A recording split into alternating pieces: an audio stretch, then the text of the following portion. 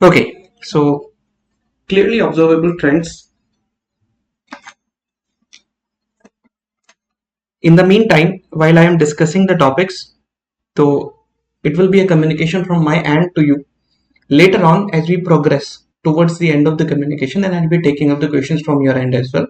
So I think we can understand the process in the beginning itself so that later on we don't have some doubts in the middle. If we have intermittent doubts in between, there are some of the doubts, तो आप क्या करिए, note them down at the end of the session we will have the discussion की क्या क्या समस्या रही पूरे डिस्कशन के दौरान पर.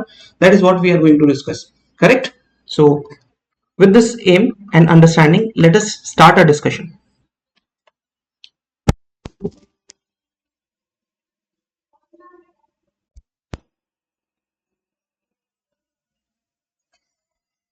So basically, we are not new to the subject.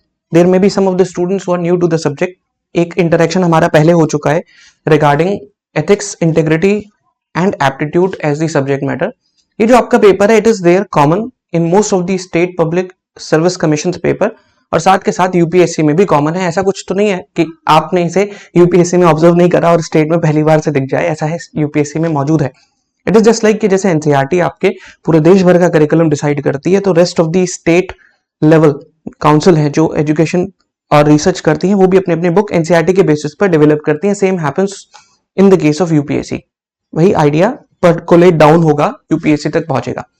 तो we will try to see and we will target कि हम यूपीएससी के पर्सपेक्टिव से चीजों को समझेंगे and therefore we will be able to develop the understanding कि स्टेट भी उसमें बाय डिफॉल्ट कवर हो जाएंगे. So let us start our journey. So as you must be knowing me, my name is Arpit Verma and I have been teaching the subject, and in the journey of UPSC experience itself, it's more than 12 years now. And let's try to have some idea कि पिछले कुछ सालों में specifically when I have developed this method of teaching, then what are the major and the drastic changes I could have observed between the students कि कैसे marks उनके change हुए, उनके पीछे रीजन क्या था. रीजन ये था कि अभी भी एग्जिस्टिंग मार्केट में there are good number of teachers and there are very good teachers, but there is something lacking in the subject matter कि उन्हें यूपीएससी के सब्जेक्ट के साथ लिंक कराकर चीजों को समझने में और अपने आंसर्स में उतारने में हर किसी बच्चे को दिक्कत होती है.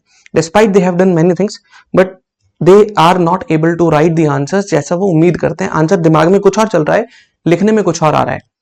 तो we'll try to fill up the gap in between. कहां पर गैप आता है, but let's try to understand थोड़ा सा बेसिक क्या सब्जेक्ट है, कैसा है. हम पिछले सेशन में जो हमारा एक strategy session somewhat we have discuss that, आज लगभग उन्हीं पॉइंट से चीजों को स्टार्ट करेंगे ताकि एक आइडिया आ जाए, ग्लिम्स हो हमारे पास कि इस पेपर में है क्या. Then in the due course will learn about कि आप आज की क्लास में क्या क्या सीखोगे. मैं आपको बताता हूँ. In today's session will try to see what this paper is all about. कुछ एक बेसिक कॉन्सेप्ट के बारे में मैं आपसे बात करूंगा. Then I will discuss some of the questions, model questions and answers. Specifically I have picked the question from the UPSC paper 2023. तो वहां से हम कुछ क्वेश्चन को पिक करेंगे. We will also try to see if time allows the case study also, कि case study को कैसे एड्रेस करना चाहिए. These are the things that we are going to look forward to. In the hope that you are going to enjoy the journey, I would say sit down with a notebook in your hand. लिखना जरूरी है आज की चीजों को, क्योंकि बिना लिखे आप लंबे टाइम तक सस्टेन नहीं कर सकते किसी भी पढ़ाई के लिए. It is necessary. So in this, सबसे पहली चीज, the importance in the weightage of ethics. We have heard about, पिछले सेशन में भी बात की थी. इट इज इंपॉर्टेंट क्योंकि ना सिर्फ ये अपने लिए है, बल्कि it is important from the lens of essays. तो आपको ऐसे में मदद करेगा. खुद में ये 250 मार्क्स का पेपर है, ये हमें पता है. इसमें सेक्शन ए में स्पेसिफिकली जहां आप थ्योरीज का पोर्शन कवर करते हो, वो आपका 130 मार्क्स का है. एंड इट्स एप्लीकेशन जो आपका केस स्टडीज का है, वो 120 मार्क्स का है. तो 250 नंबर आपको ऐसे डिवाइड करने हैं. अगर आप चीजें समझोगे नहीं तो अप्लाई कैसे करोगे. So application will only come afterwards when you know what the basics are. तो ये पेपर ऐसे, it is the key areas जिसे छोड़ना ही नहीं है. अगर आपने सारी तैयारी कर ली है तो केवल और केवल 1.5 से 2 महीने निकाल के ऐसे को कर लो, और एथिक्स की बेसिस पर ऐसे और एथिक्स दोनों मिलाकर अगर आप कर लोगे, then you are going to get the marks which you might not be expecting yourself to get. Weightage का पता है आपको, ट्रेंड का पता है, ट्रेंड टू चेंज. स्टेट में थोड़ा बहुत माइनर ट्रेंड के चेंजेस हो सकते हैं। जैसे यूपीएससी का एक फिक्स पैटर्न है, इट इज लाइक यूपीएससी आपको लगभग 13 सवाल आपको सेक्शन ए से देगी, थियोरेटिकल क्वेश्चंस। अब ये क्वेश्चन समझ में आ जाए तो ही आसान है, इनके साथ दिक्कत ये समझ में नहीं आते। और सेक्शन बी में that is there are 6 questions case studies के ऊपर। इनके साथ बात ये कि समझ में तो आ जाते हैं, बहुत बड़े होते हैं। लिखे क्या, हर बात को लिखते हुए लगता है कहीं मुझे जज न कर लिया जाए। अरे पेपर आपको जज करने के लिए, so these are there, but इनके साथ दिक्कत है, we are not able to understand कि what is the meaning. I will show you some of the sample question जो यूपीएससी ने पूछे हैं, एंड कुछ अलग क्वेश्चंस के हम आंसर्स को डिस्कस करेंगे, ठीक है। And the remaining doubts we will address towards the end of the session. तो in general this is the weightage. Approach क्या होनी चाहिए according to me? Let me tell you the approach that I believe in is the approach of moral psychology, which I discussed in the last session itself. Moral psychology का मेरा simple सा मतलब है कि आपके पास there is the subject matter जहां आप पढ़ोगे ethics के बारे में और morality के बारे में पढ़ोगे. You will also study from the area of psychology, and remember optional को लेकर पढ़ने मत बैठ जाना. It is not going to help because I have seen many optional teachers who take up the batches and they teach more of the options.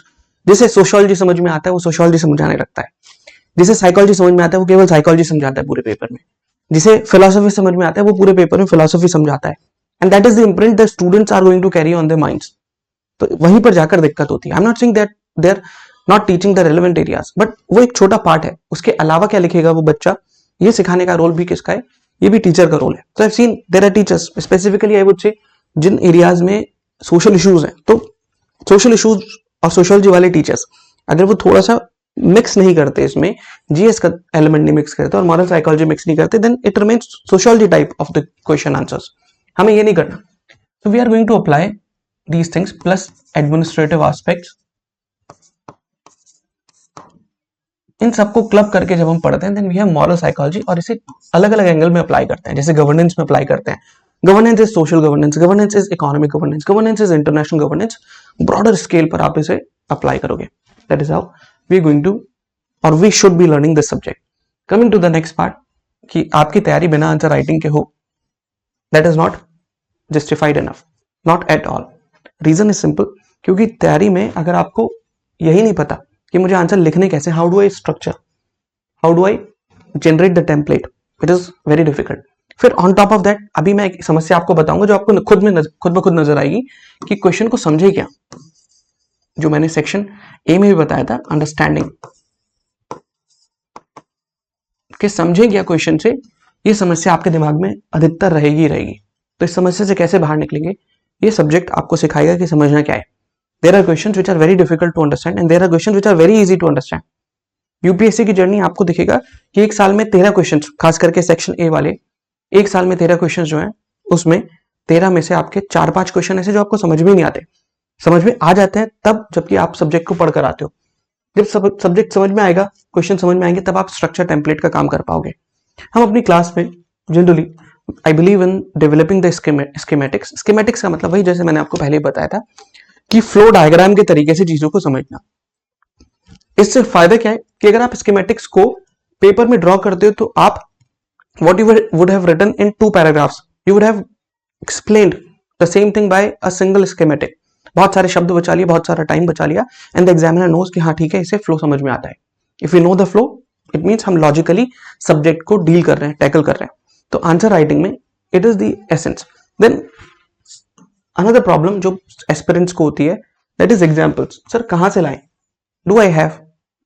I give in the entire discussion a plethora of examples, but 2 suggestion मेरी रहती है। एक, I give you examples in the class, एक I give you list of examples, and another that I want you to develop a list for yourself, खुद के लिए खुद की लिस्ट, जो कि which is a good exercise in itself.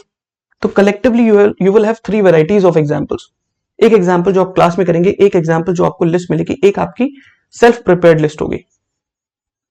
Self prepared list automatic नहीं होगी। When you know the concept, when you know the details, then only you will be getting the idea कि भाई कितने कितने एग्जाम्पल कहां पर हम यूज कर सकते हैं। जैसे एक इंडिविजुअल का एग्जाम्पल आप कई जगह यूज कर सकते हो, but how do we contextualise the same example into different context, ये एक समस्या है। ये समस्या तब क्लियर होगी जब आप एक बार कोर्स के थ्रू गो थ्रू करोगे। आप में से कुछ लोग कर चुके होंगे, कुछ लोग करेंगे, और कुछ लोग ऐसे हैं जो बीच में कर चुके हैं, आधा पता है आधा नहीं पता है। तो आई वुड से कि या तो बिल्कुल ना पता हो, एक अच्छी परिस्थिति है, या मान के चलो कि अगर आपको पता भी है तो you are going to start as if you are going to learn everything from the start and scratch. जब आप यहां से सीखते time parallel when you do your revision, तब आप चीजों को लिंक करो, इंटरमिक्स करो। अदरवाइज शुरू में आप मान कर चलो कि आपकी ये शुरुआत ही है, क्योंकि शुरुआत में you will be learning more, you will not be redundant towards some of the knowledge। होता क्या है कि जब हमें लगता है तो दिन कि हमें कुछ पता है, then we tend to act like some redundant people। तो उस redundancy के चक्कर में हम बहुत सारी चीजों को अडॉप्ट ही नहीं करते, and which in turn results into lack of understanding and lack of good quality answer writing at your end। of course ये हर किसी के साथ की समस्या है, चाहे आप हो या मैं हूं, कोई भी। देन केस स्टडीज को लेकर भी फॉर्मेट क्या सोचना है, कैसा लिखना है, the thought process and the articulation interlinkage part we are going to cover later on। PYQ से मॉडल थिंकिंग कैसे डेवलप करेंगे, this is what we are going to cover in the detailed discussion। कुछ example मैं आपको दिखाता हूं, कुछ आसान है कुछ मुश्किल है, ठीक है। आई आस्क यू, आप अपने कुछ नहीं करना, कमेंट बॉक्स में लिख देंगे whether you are finding it easy or not। let us read this question। हमें कुछ नहीं पता, we are starting as if we are a blank slate। तो like a blank slate if we are starting, this is one of the questions which was used are asked by UPSC। what does each of the following quotations mean to you? क्या मतलब है इन quotation का, बस इतना बताना है, ठीक है। this question starts with ethics is knowing the difference between what you have the right to do and what is right to do। Potter Stuart की कोट है, हमें ज्यादा इनसे मतलब नहीं है। पॉटर स्टुअर्ट कौन है, क्या करते थे, क्या करेंगे, क्या इनका भविष्य था, it doesn't matter. What we believe is कि इन्होंने कोई सही बात बोली है जिसकी रेलेवेंस आज के इस पेपर में, इस टाइम पीरियड पर हमारे लिए इंपॉर्टेंट हो सकती है। So question is ethics is knowing the difference between what you have the right to do and what is right to do. Not only we are going to see कि question का मतलब क्या है, we will just try to put an attempt, we are also trying to see that in which part of the question I am going to link, in which part of the syllabus I am going to link this question to। कहां से ये question आया है, किस chapter से आया होगा, क्या टॉपिक होगा जिससे आया है। Any ideas about this?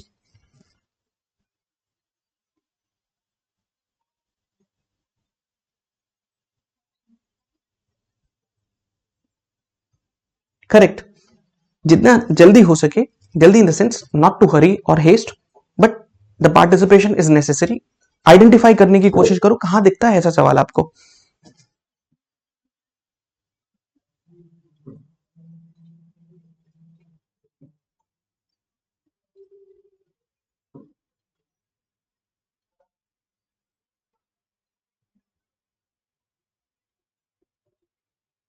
ठीक है, थोड़ा मुश्किल लग रहा है, ऐसा लगता है कि सर कहां से लिंक करें, मैं थोड़ी मदद करता हूं। अगर इस क्वेश्चन को आप डिकोड करोगे, समझना सर मुश्किल है, उसके बाद में तो लिंक करेंगे ना। इस क्वेश्चन को डिकोड करते हैं, तो डिकोड करके पता चलता है कि एथिक्स क्या है। एथिक्स इस बात का अंतर है, it is a difference between what is the right way we have to do. We can do many things but not every right is given to us in all the conditions. मतलब we can not do everything absolutely, there are things which are qualified. We have what is right thing to do, it is saying कि सही क्या है, जो सही है वही करो, right thing to do. It is saying that I have a right to do. Right means it is related to what I can do. So what I'm allowed to do.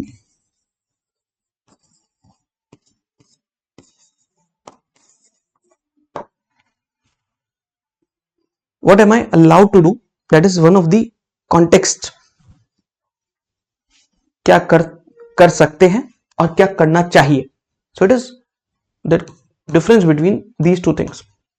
In a more discussion or in a more detailed analysis, you will identify that it is a difference between the idea of something which is legally permitted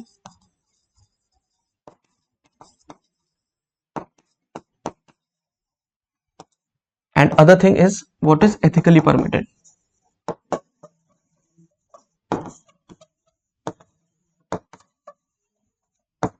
छोटा सा मैं example देता हूं, मैं सवाल नहीं समझा रहा आपको, मैं बस ये रिलेट करने की कोशिश कर रहा हूं, जहां एथिक्स और लॉ के बीच का डिफरेंस पूछते हैं, एथिक्स वर्सेस लॉ, उस टॉपिक से रिलेटेड ये आपका सवाल है,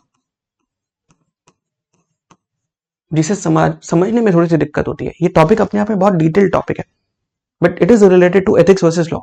फॉर एग्जाम्पल, आपसे कहा गया that you can go about kill the vermin. Vermin जानते हो, वो species which can cause harm to human and human society and human economy.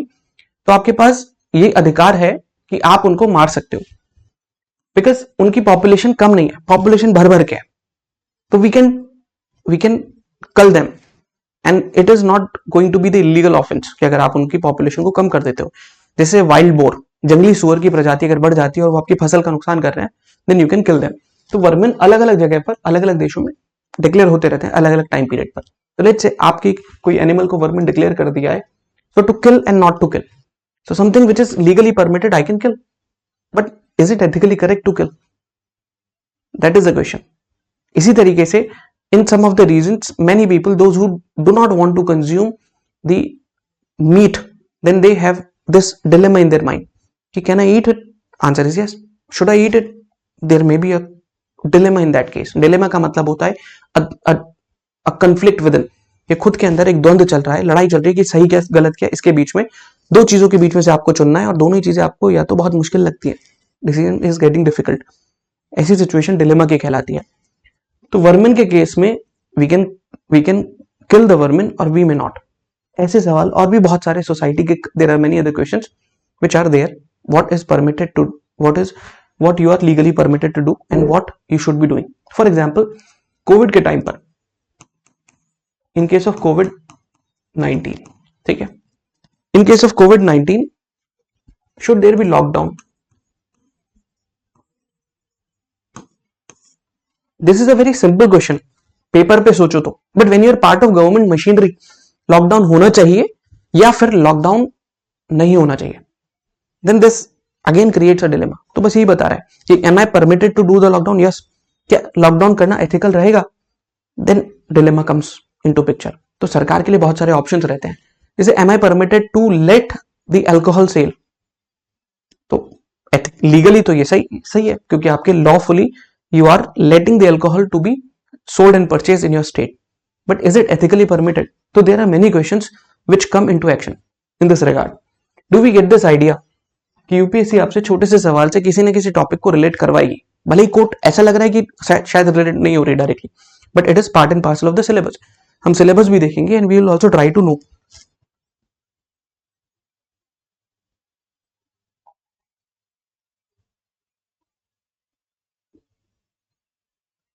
Correct?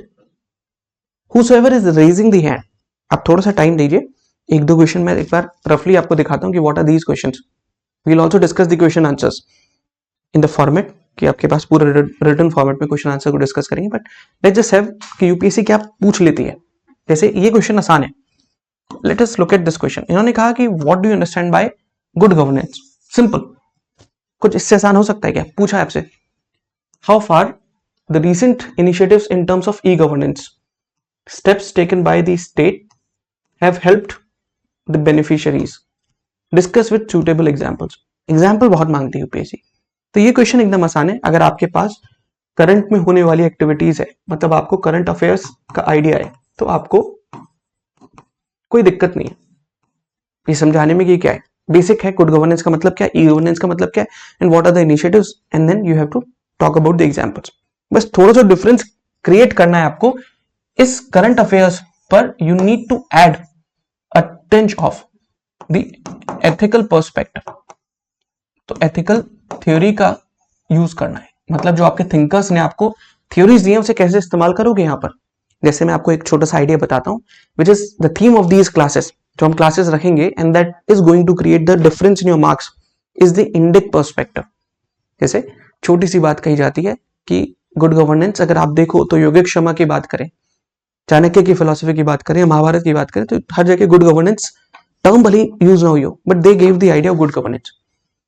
So there is the idea which says that in his happiness lies, or in happiness of his subjects lies his happiness. ये चाणक्य की बात है, मतलब कि अगर आपकी प्रजा खुश है तो राजा खुश है, तो प्रजा की खुशी में ही राजा की खुशी है. That is the basic philosophy of the good governance. अगर हम ऐसे इंडिक पर्सपेक्टिव को लिंक कर पा रहे हैं अपने आंसर के साथ में, then it is good for us. Gandhian idea of Ram Rajya, it can also be linked with good governance. तो Ram Rajya, the Gandhian perspective, the idea of village republics can be linked. Essential component is that we keep a tab, an eye on the Indic perspectives. Moving to the next question. ये वाला question थोड़ा सा आपका hard to deal लगता है, इसलिए नहीं कि टफ है, इसलिए क्योंकि इसमें रैंडमली कुछ चीज पूछ लिया और ये बहुत स्पेसिफिक है. सवाल क्या है? ये एथिक्स इन इंटरनेशनल रिलेशनशिप से डील करता है. टॉपिक जो आपका एथिक्स इन इंटरनेशनल रिलेशनशिप, इससे डील करता है टॉपिक. ये कहते हैं international aid is an accepted form of helping resource challenged nations. Comment on ethics in contemporary international aid. Support your answers with suitable example. अब मैं आपसे कहूंगा कि भाई इसे समझो, आसान है, समझने में दिक्कत नहीं है, but do we see these things in the newspaper? तो आपके लिए थोड़ा सा चैलेंजिंग हो जाएगा. मैं आपको बताता हूँ. ये एक सवाल कह रहा है कि किसी के पास शक्ति है, किसी के पास नहीं है. तो one is having power. Power does not mean the power in terms of military might only. Power means आपके पास पैसा है, आपके पास इकोनॉमिक रिसोर्स है. तो इकोनॉमिकली आप चैलेंज नहीं हो तो आप पावरफुल हो. तो ये कह रहे हैं कि किसी के कोई इकोनॉमिकली रिसोर्सेज में चैलेंज है और कोई चैलेंज नहीं है.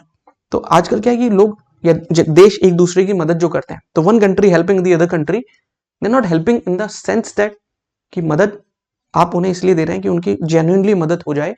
दे are helping with a region that somehow they get the advantage of their own. जैसे चाइना का केस अगर आप देखोगे, how does Chinese help account in the latter years after China has invested something. China क्या करती है? आपको उधार देगी, इट गिव्स यू डेट, आप खुशी खुशी डेट लोगे, एंड देन यू बिकम और you get entangled in debt trap. Debt trap में आप फंस जाते हो. चाइना ने यही केस श्रीलंका के साथ किया. That Sri Lanka was in debt trap. Many African nations got in debt trap. India, on the other hand, India कहती है कि अगर आपको जब भी जरूरत पड़ेगी, we follow a principled approach.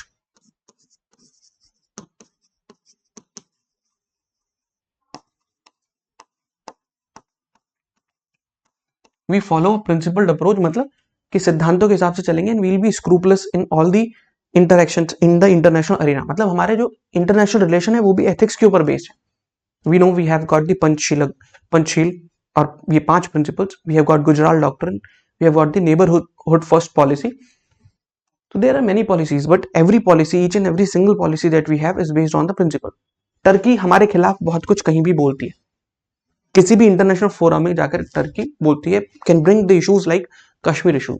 Turkey में अर्थक्वेक होता है, इंडिया हेल्प्स. श्रीलंका में हम्बनटोटा पोर्ट की बात होती है, चाइना के साथ पार्टनरशिप में आती है श्रीलंका. श्रीलंका में क्राइसिस होता है in the 2021, but India goes and help Sri Lanka. Sri Lanka को इंडिया हेल्प करती है इन टर्म्स ऑफ इकोनॉमिक रिसोर्स. तो आप चाहे टर्की का example low, either you take the example of Sri Lanka. India, when India is there, India act like a ethical player. जब आप इसी बात को देखोगे from the lens of the climate justice and climate ethics, then you will realize कि India अपने हिस्से की जो जो जिम्मेदारी है उसे सही से निभाती है. But on the other hand, the big countries like developed nations,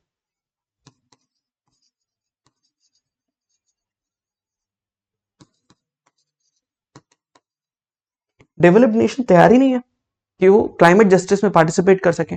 और तो और ये भी कहा जाता है कि climate the global warming is a hoax, is a myth. Because क्योंकि अगर इन्हें ये बात माननी पड़ेगी कि क्लाइमेट चेंज हो रहा है तो इनके ऊपर भी जिम्मेदारी बैठाई जाएगी. जैसे प्लेटो कहते हैं, polluter pays principle sustainable development में आपको दिखाई पड़ता है. One of the key principles in sustainable development is polluter pays principle. और इसे theoretically we can link back to the idea of Plato. Plato कहते हैं कि भाई जिसने प्याले में जहर मिलाया और पोल्यूट किया वही प्याला साफ करेगा. तो responsibility lies of the person who has poisoned my pot. तो अगर किसी ने मेरे बर्तन को बर्तन में जहर मिलाया है और बर्तन को गंदा किया है, तो उसे साफ करने की जिम्मेदारी किसकी है? उसी व्यक्ति के जिसने ये काम किया है। तो 1750 से लेकर industrial revolution, from 1750s till 1950s, industrial revolution created havoc out of the clean environment. Pollution इतना कर दिया कि उसके बाद आपकी कंडीशन ऐसी नहीं कि सही से सर्वाइव कर सको। अब इनसे कोई कहता है कि आप क्या हमें क्लीन कोल टेक्नोलॉजी दे दोगे? आप they are not ready to give this tech. India जैसी कंट्री को भी देने को तैयार नहीं है, तो they are not assuming responsibility. Funding के लिए we are not ready, partially funding कर देंगे, हाँ समिट्स करनी है, मीट करनी है, उसमें आ जाते हैं, but are they taking the responsibility? नहीं।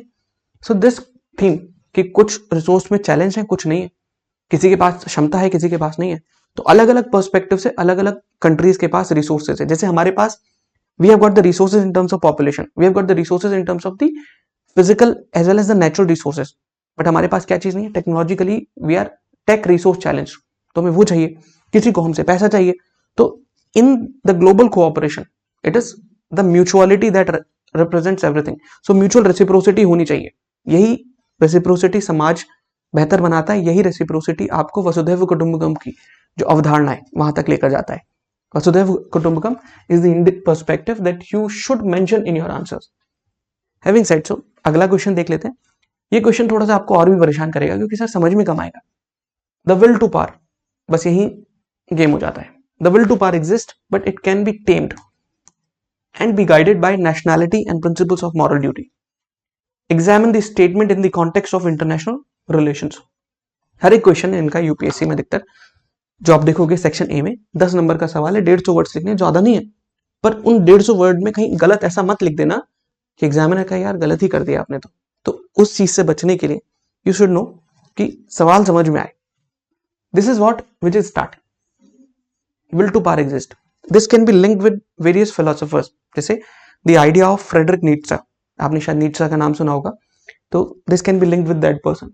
Plus there are many other thinkers, कुछ सोशियोलॉजी की फील्ड में है, कुछ आपके ज्योग्राफी की फील्ड में है, कुछ पॉलिटिकल साइंस की फील्ड में, they address the question of will to power. Will to power मतलब कि हर एक के अंदर शक्ति पाने की या फिर शक्ति के हाई लेवल पर पहुंचने की इच्छा होती है। अब उस प्रोसेस में हर कोई अलग अलग एक्शंस लेता है। इन द केस ये कह रहे हैं कि सबके पास है शक्तिशाली बनने का मन। जैसे अगर आप देखो तो चाइना क्या बनना चाहता है? Greater China. यूके क्या बनना चाहता था? UK wanted to increase the empire. तो पूरा यूनाइटेड किंगडम विश्व भर में इंपीरियल पावर बनना चाहता था। फ्रांस के साथ लड़ाई कर रहे हैं कि भाई किसकी कॉलोनी बड़ी, तुम्हारी कम हमारी ज्यादा, ये लड़ाई चल रही है।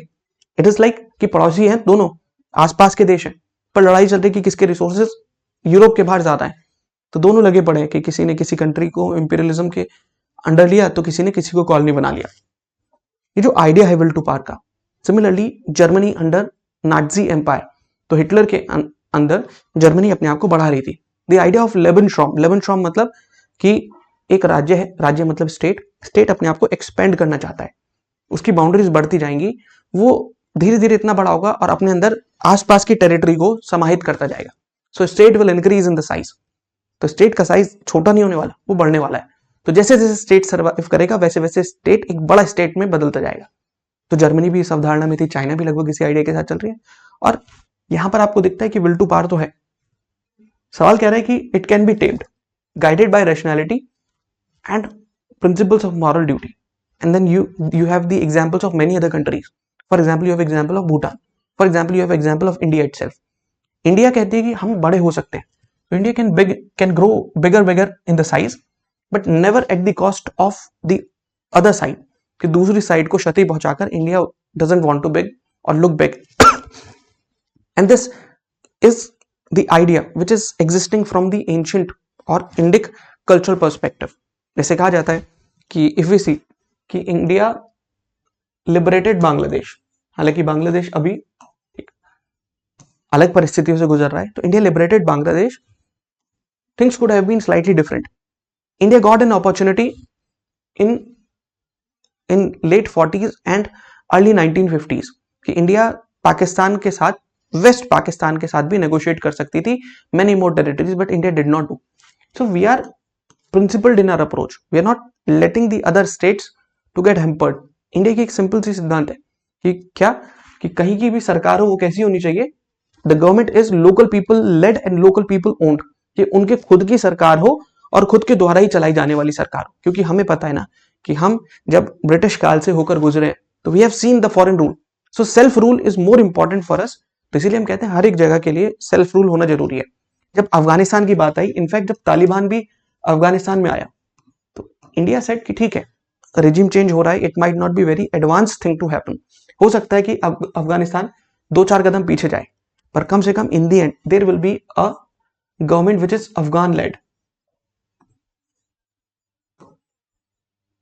And Afghan owned government. Afghan led और अफगान ओन गवर्नमेंट होगी, धीरे धीरे ये लोग भी विकास कर सकते हैं, बातें तो बंद नहीं की जा सकती। ऐसे ही इंडिया इंटेंशनली किसी भी कंट्री को जाकर अपने एक्विजिशन के अंदर कंट्रोल में या लेकर नहीं आना चाहती। For example, on the other hand we have got China. China की एस्पिरेशंस वी नो, चाइना अभी भी कहती है that the greater Tibet region belongs to China. तो वहां वो देश है, इधर अक्साई चीन, उधर आपका अरुणाचल प्रदेश चाइना के तिब्बतन रीजन का पार्ट है। But reality what we know कि ये जो विल टू पावर है ये सबके पास हो सकती है, पर इसे कंट्रोल करना पॉसिबल है, कुछ ही लोग कर पाते हैं। इंडिया कहती है हमें, we want to become the spiritual capital of the world, educational capital of the world, we want to become vishwa गुरु।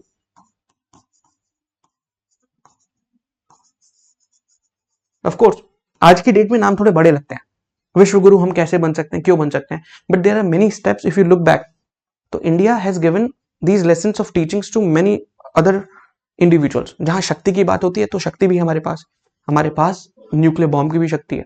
तो वी आर मूविंग और हेडिंग इन द डायरेक्शन जहां वी आर कंफर्टेबल इनफ कि we have our own stance, we have our own standing and we sometimes stand out of all the crowds. जहां सब अपने अपने शक्ति, अपने बारे में, सिर्फ अपने को बड़ा करने के बारे में, at the cost of other के बारे में सोचते हैं। वहां पर इंडिया कोशिश करती है that the principle of humanity should survive, principle of ethics should survive in international relationships. This is question number 3rd। Now having seen the questions, एक बार सिलेबस की तरफ भी आंख उठाकर देख लेते हैं। But before we move towards the syllabus, there were some of the students who raised the hand. तो मैं आपसे 2-4 मिनट कुछ सवाल अगर आपके हैं तो I will ask you if any doubts that have been accrued at your end. जो भी समस्या है आप पूछ सकते।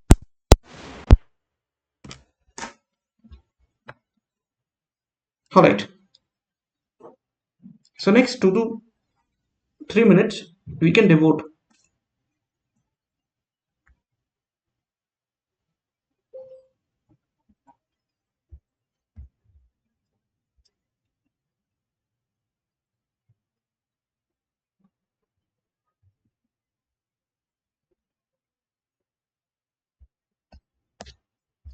I found some of you who were raising the hands।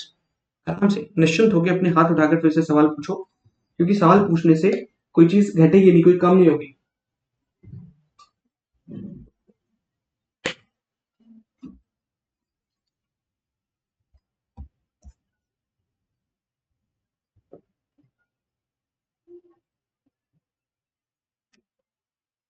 Alright, you can unmute yourself. If there are no questions, then it's also fine. At the end, we are going to have another session of the doubts.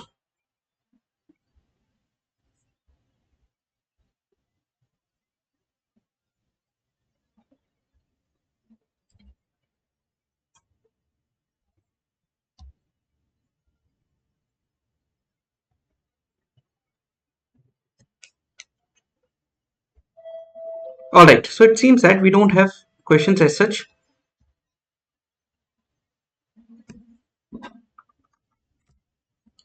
So let me take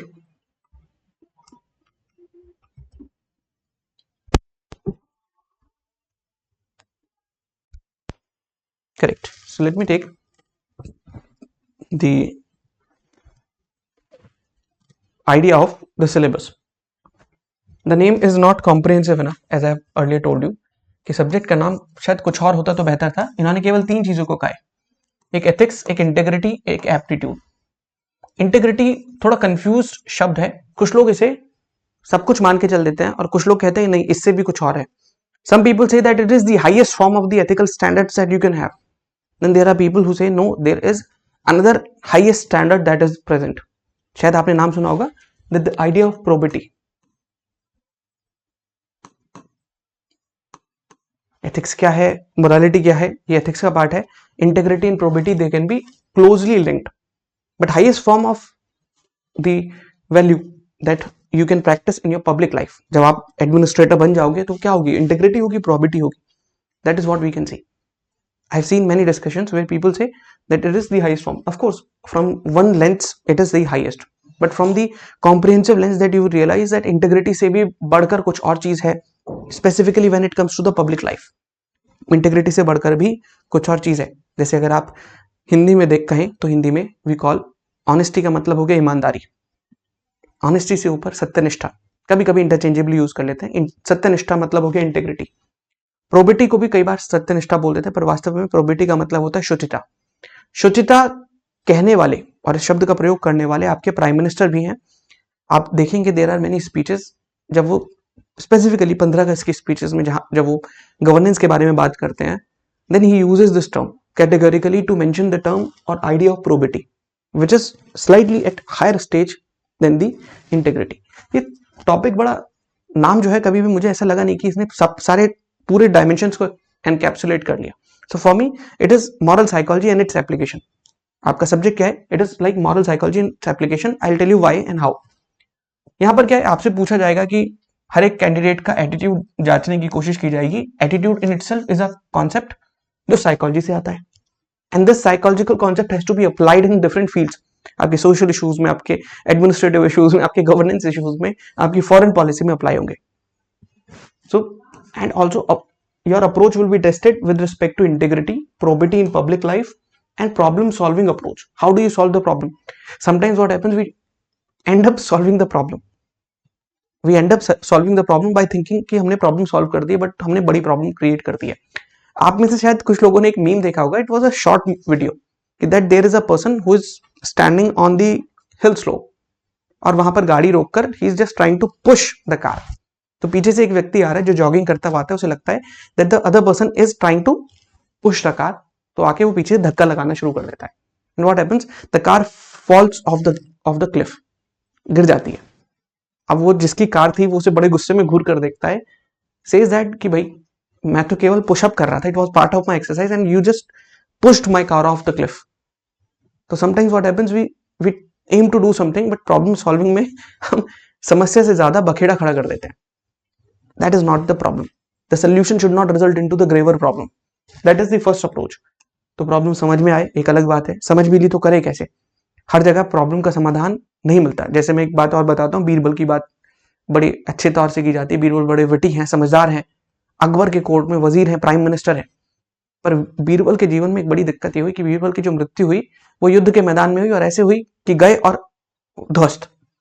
जो व्यक्ति सब कुछ जानता है, बहुत कुछ जानता है, जो व्यक्ति बड़े से बड़े मुद्दे को सॉल्व करने के लिए अपने विट का इस्तेमाल कर सकता है, वो व्यक्ति जाते ही युद्ध के मैदान में ढेर कैसे. क्योंकि बीरबल युद्ध में बाहर बैठकर रणनीति तो बना सकते थे, पर युद्ध करना बीरबल के लिए थोड़ा मुश्किल था. कैसे मुश्किल था? Because he did not know the combat skills. He went in the battlefield and he lost. तो इट क्रिएटेड मोर प्रॉब्लम. जिसने बीरबल को भेजा, बीरबल ने चाहे खुद को भेजा, बीरबल को किसी ने भेजा, and Birbal left his life.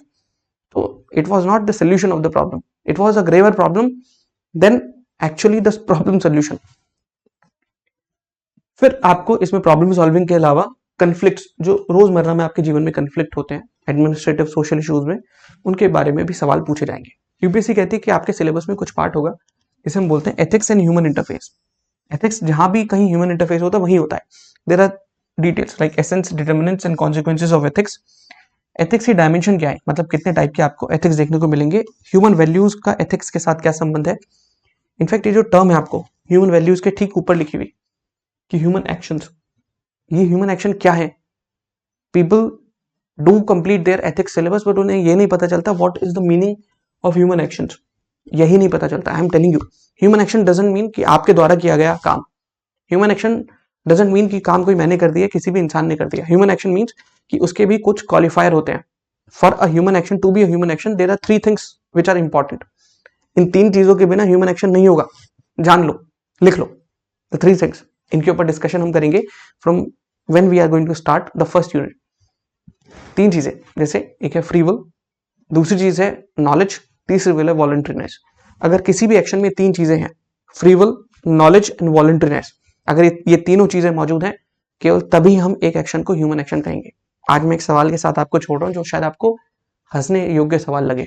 You might think that this is an easy question, but generally I start the discussion not only this question, there are many several questions which will make you think, सोचने पर मजबूर करेंगे।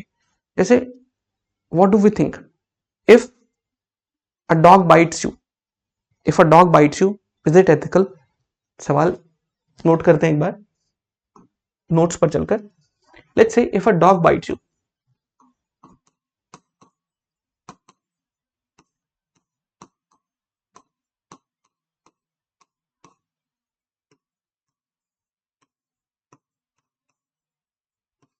if a dog bites you, what do you call it, ethical or unethical?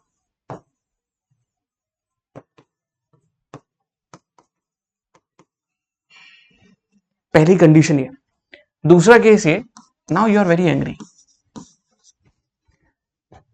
you bite back the dog,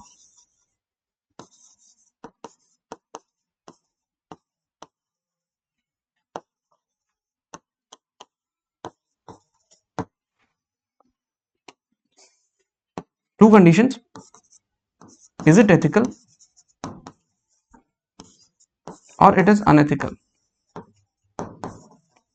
These are the questions। बहुत छोटे question है sir, इतने general question है, but in question का आंसर जानने के लिए आपको कम से कम 3 से 4 घंटे एथिक्स, जनरल एथिक्स यानी कि जो पहली यूनिट है उसके साथ बिताने पड़ेंगे, तब आपको समझ में आएगा कि वेदर इट इज एथिकल और not, whether it is 1 is ethical और 2 इज एथिकल और बोथ आर एथिकल और बोथ आर नॉट एथिकल। ये जानने के लिए आपको कुछ टाइम बिताना पड़ेगा पेपर 4 के फर्स्ट यूनिट के साथ में, only then you will have an idea. Otherwise जो हमारी मोरालिटी होती है दैट इज मिक्स मोरालिटी, हमें ये सही लग जाता है ये गलत लग जाता है, and we don't know on what principle we are saying it is right and it is not. This is a question, anybody has any idea about it? किसी को समझ में आता है इन दोनों में से क्या क्या एथिकल है 1 और 2 के बारे में? Anyone? Let us just have a poll. Poll मतलब आप में से जितने भी लोगों को लगता है कि पहली चीज एथिकल है दूसरी चीज अनएथिकल है, उसका एक आइडिया बताइए आप।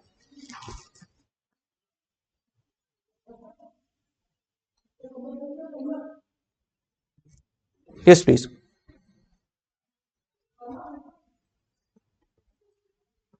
मतलब क्लास में इतना रिलैक्स नहीं हो जाना सर, टाइप भी नहीं करेंगे, टाइप कर दो।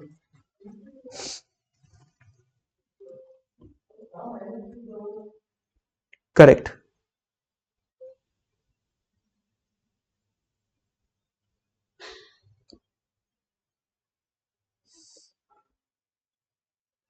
सुचिस्मिता आप कह रहे हो इट इज एथिकल, ठीक है।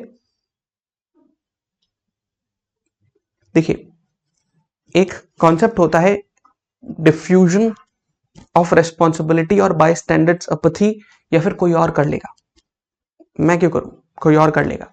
जैसे रोड पर एक्सीडेंट हुआ तो हमें लगा मैं क्यों मदद करूं, कोई और कर लेगा, कोई और है तो सही जवाब देने वाला, कोई और है तो सही काम करने वाला, कोई और है तो सही कमेंट करने वाला, वो कोई और अपने हिस्से का करेगा, आपके हिस्से की ईमानदारी कहां गई? सो इन द कमेंट्स 1-2 बच्चे हैं जो जिन्होंने करा, बाकी सोच रहे सर बाद में कर देंगे। First one is ethical, second one is unethical, ठीक है, very good. But the problem is that कि एथिकल अनएथिकल के बियॉन्ड भी कुछ होता है, that is what we are going to see, that is what we are going to see. सवाल इतना सही है, बट इतना छोटा सवाल अगर हमें डाउट में रखता है और इतने छोटे सवाल के बाद भी हम we see that there are some of the issues. आपने कहा एथिकल है, आपने कहा अनएथिकल है, आई एम सेइंग कि शायद आप सही हो पर you are not completely right, तो there is a partial correctness in what you are mentioning. तो सही क्या होगा, this is the unit that is going to tell us कि सही क्या होगा। इसमें हम बहुत सारे लोगों की मदद लेंगे, will try to see values कैसे इनकलकेट होती हैं, किस किस की मदद से आपके पास नए सिस्टम ऑफ वैल्यूज डेवलप होंगी। लोगों को इस बात की समस्या है कि एथिक्स क्या है, वैल्यूज क्या है, मॉरल्स क्या है। सिलेबस खत्म हो जाता है बट हमारे दिमाग में ये चीज नहीं बैठती कि वैल्यू चीज है क्या, then there is a problem. Problem इसलिए क्योंकि अगर आपको समझ में नहीं आया तो आप लिखोगे क्या, और अगर आप लिख नहीं पा रहे हो तो मार्क्स कैसे आएंगे? So therefore there must be a clear cut understanding की वैल्यूज क्या है and how they are different from ethics. इसी तरीके से there must be a clear understanding that what are ethics, what are morals and how they are different, how and why they are used interchangeably. तो the topics which are very close to each other, themes एकदम अगल बगल की लगती हैं, वहां पर सबसे ज्यादा यूपीएससी आपको पनिश करने वाली है अगर आप इस पेपर को डील करते हो. फॉर एग्जाम्पल लॉ और एथिक्स के बीच का जो डिफरेंशिएशन है, ये अपने आप में एक टॉपिक भी है इस पूरे डिस्कशन में. And it is the areas जहां पर आपको कंफ्यूजन होने के चांसेस है. जैसे अगर मैं कोई आपसे पूछूं there are several things which are legal but not ethical, but there are some things which are ethical but not legal, तो आप सोच में पड़ जाओगे, क्योंकि ये जो स्टेटमेंट मैंने आपको बोले, ये दो अलग अलग स्टेटमेंट है. एक है लीगल बट नॉट एथिकल, एक है एथिकल बट नॉट लीगल. ये स्टेटमेंट्स कॉन्वोल्यूटेड है, मतलब घुमावदार स्टेटमेंट है, आपके दिमाग की स्थिरता को थोड़ा डिस्टर्ब कर देंगे. So unless until you have practice these things, एक इन थीम्स को के ऊपर काम नहीं कर, आंसर थोड़ा मुश्किल है. देन एटीट्यूड, इस आपका साइकोलॉजी वाला पार्ट है सिलेबस में. एप्टीट्यूड एंड फाउंडेशनल वैल्यूज, ये आपका एथिक्स से रिलेटेड और गवर्नेंस से रिलेटेड पार्ट है, जो खास करके सिविल सर्विसेज के लिए जरूरी वैल्यूज हैं, उनकी बात की गई है. They have given a list of values including integrity, the ideas of objectivity, partiality, impartiality and so on so forth. But these are not the only values that you have to read. ये major values है जो करके जानी, but इनके साथ मिलती जुलती कोई भी वैल्यूज आपसे पूछ सकते हैं. जैसे उनका मन करा किसी दिन तो पूछ लेंगे कि what do you understand bye fortitude. अब आपको इसके बारे में बात लिखनी है, वेरासिटी के बारे में बात लिखनी है, ट्रस्ट के बारे में बात लिखनी है, correct. They can generate the value of social capital, ऐसे करके आपसे कोई भी स्टेटमेंट बनाकर पूछ सकते हैं, क्योंकि अंत नहीं है इन चीजों का. तो एक बार ब्रॉडर समझ हो गई तब आपके लिए चीजें आसान होती हैं. Emotional intelligence, it is again from philosophy, from psychology, but it is also linked with ethics and governance. तो ये है साइकोलॉजी का पार्ट. तो इसीलिए अभी तक आपने जो देखा, what we are discussing, it is more and less syllabus of moral psychology, contribution of moral thinkers and philosophers. Again ये एथिक्स का पार्ट है, तो मॉरल साइकोलॉजी के साथ reverberates सही तरीके से ये मैच करता है. Sixth unit is public service values and ethics in public administration. Isn't it? It looks like the unit 3 match करती दिखाई पड़ती है ना. That is how the classes are to be carried out. कि जहां जो यूनिट मैच हो रही है उनको क्लब करके एक साथ समझा जाए. And there is a order. Order मतलब कि आप क्या चीज पहले पढ़ोगे, क्या चीज बाद में पढ़ोगे. पहले वो पढ़ो जिसका इस्तेमाल बाद में हो. तो first you should know that what do we mean by ethics, the general ethics, what are the general ideas of values, then you understand the psychological concepts, and then in the field of administration and governance you have to apply these principles. For example, आपको ये पढ़ना है यहाँ पर public service values. अब इसमें देखोगे आप कि there are many areas जो आपने पेपर 2 में पढ़े. For example, that the idea of laws, rules and regulations, accountability, ethical governance क्या है, correct. And then international relationship, इसके बारे में आपको आइडिया है. कॉर्पोरेट गवर्नेंस आप पेपर 2 पेपर 3 में पढ़ते हो, तो आपको कुछ चीजों का आइडिया है, but how to study them from the lens of GS paper 4, ये इसी पार्ट एंड पार्सल है.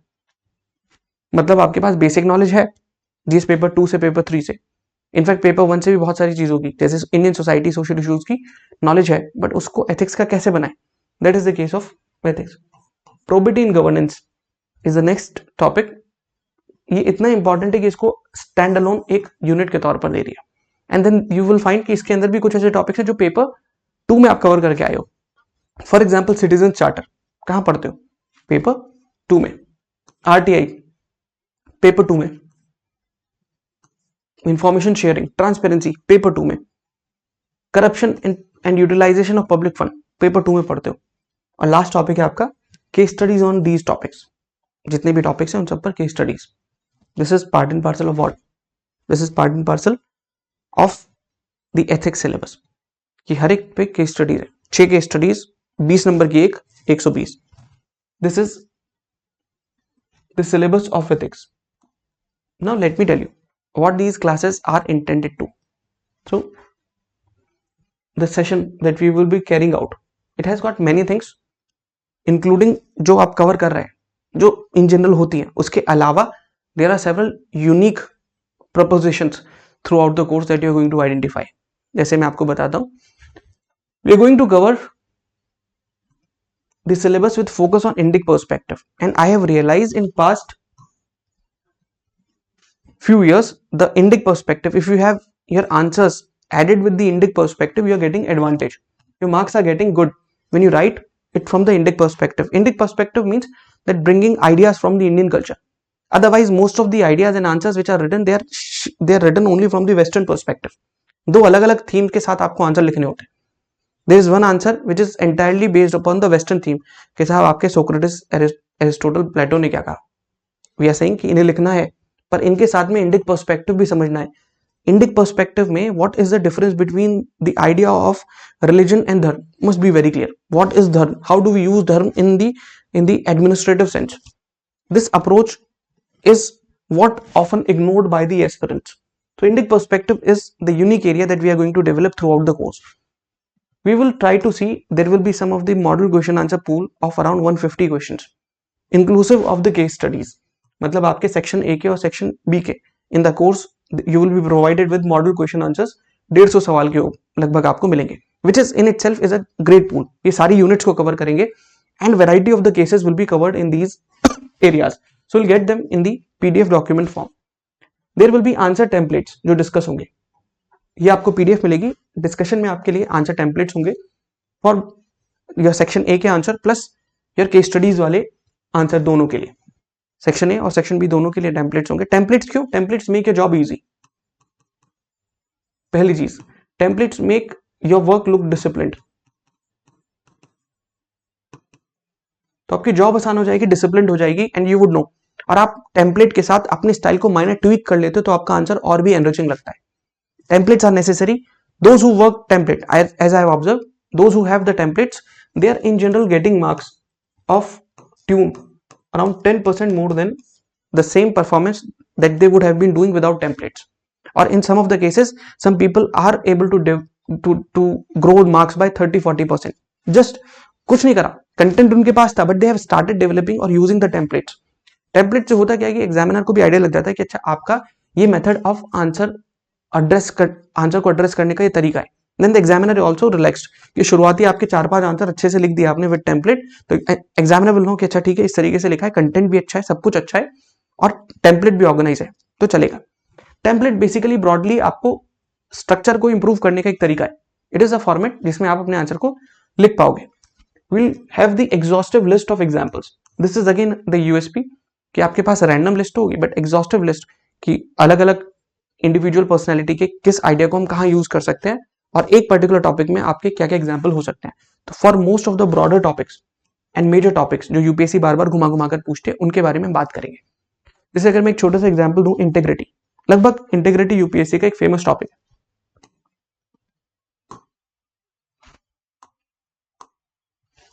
ये एक मेजर थीम है इंटेग्रिटी. इंटेग्रिटी का मतलब है a broader idea and more comprehensive idea of honesty. Honesty नहीं है, honesty से बड़ा है, ऊंचा है. It means that we have got the highest level of honesty in our practice in different fields, but it is not the highest value. इससे ऊपर आपकी probity होती है. तो जब आप in your practice, in your life, you adopt integrity, then you become a trustworthy person.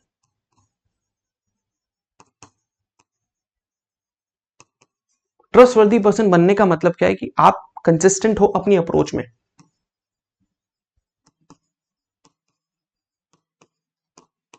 Consistent in approach शब्दों का प्रयोग किया जाता है इसके लिए. जैसे फ्रेजेस आपने सुनी होगी, वॉक द टॉक, जो कहा वो किया. So I say what I do. So what I intend to do is what I say. There is no mismatch between my words and my action. कुछ लोग कहते हैं it goes further behind. So what I think, I say, I do. There's a consistency in between that. So there's a consistency between my thoughts, my words,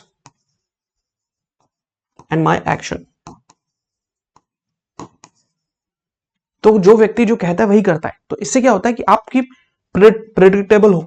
मान लो आपसे किसी ने मदद मांगी, आपने कहा कि मैं मदद नहीं कर पाऊंगा, तो मतलब ये क्लियर हो गया कि आप मदद नहीं करोगे बिकॉज आप जेन्युइनली आप मदद नहीं कर पाओगे because you are man of integrity. कुछ व्यक्ति ऐसे होते हैं जिनके पास आप पहुंचे, बोले मदद कर दो मेरी, वो बोलेंगे हाँ बिल्कुल मदद करते हैं, एंड देन दे आर गायब। आप उनका इंतजार कर रहे हो कि शायद वो मदद के लिए आएंगे, and they nowhere in the real field. तो इसका मतलब they are not man of integrity. जो सोचा, पता नहीं क्या सोचा, कुछ सोचा, बोला कि हाँ मदद करेंगे, काम क्या करा, जो सोचा था उसके हिसाब से शायद, या फिर उसके हिसाब से भी नहीं।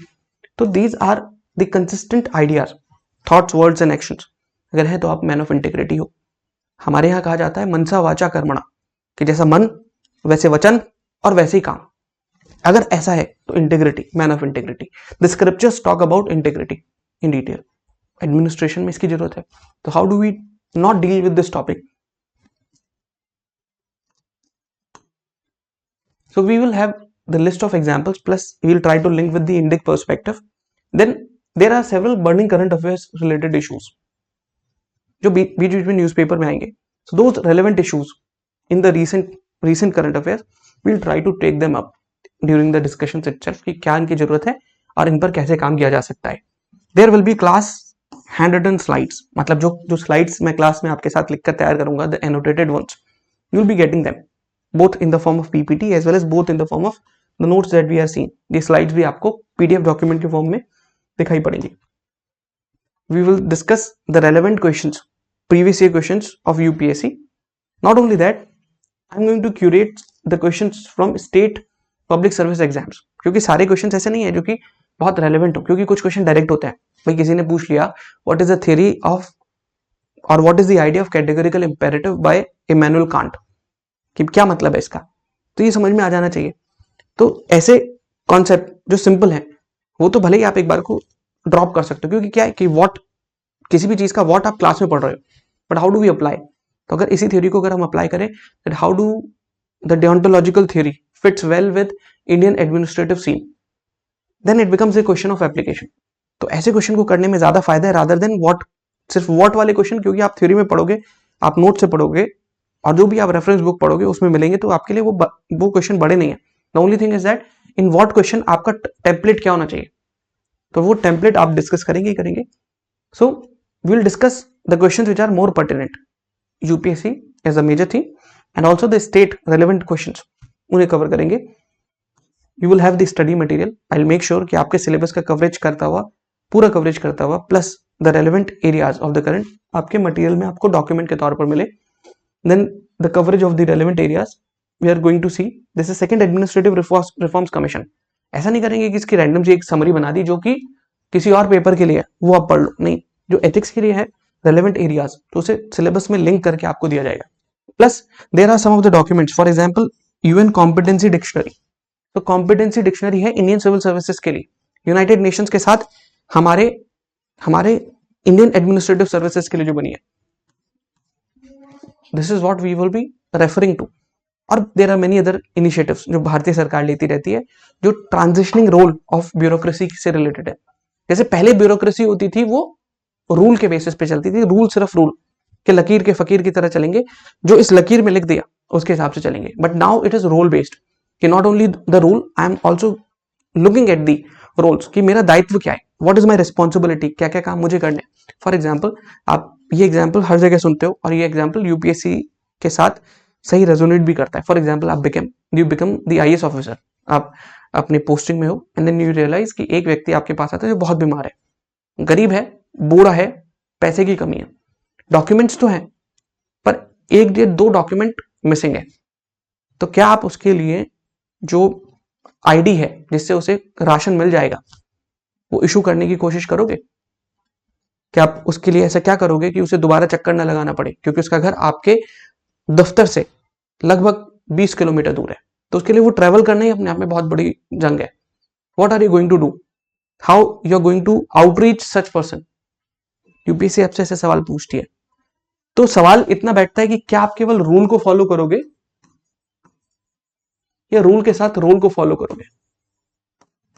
And this is the current theme जो यूपीएससी आपसे बार बार पूछ रही है. And I am telling you past 3-4 years, every year they have 2 questions arising out of this theme, at least 2 questions arising out of this theme. 2024 में भी इस theme से UPSC ने लगभग 3 सवाल पूछे.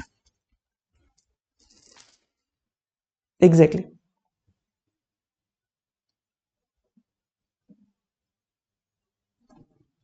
So this is what we'll deal in terms of the sessions. I hope you get an idea कि क्या कंटेंट रहेगा, क्या चीज आप फॉलो कर पाएंगे. Moving forward, let us try to see कि कुछ आंसर्स को कैसे ड्राफ्ट कर सकते हैं. How do we develop the idea of question answers.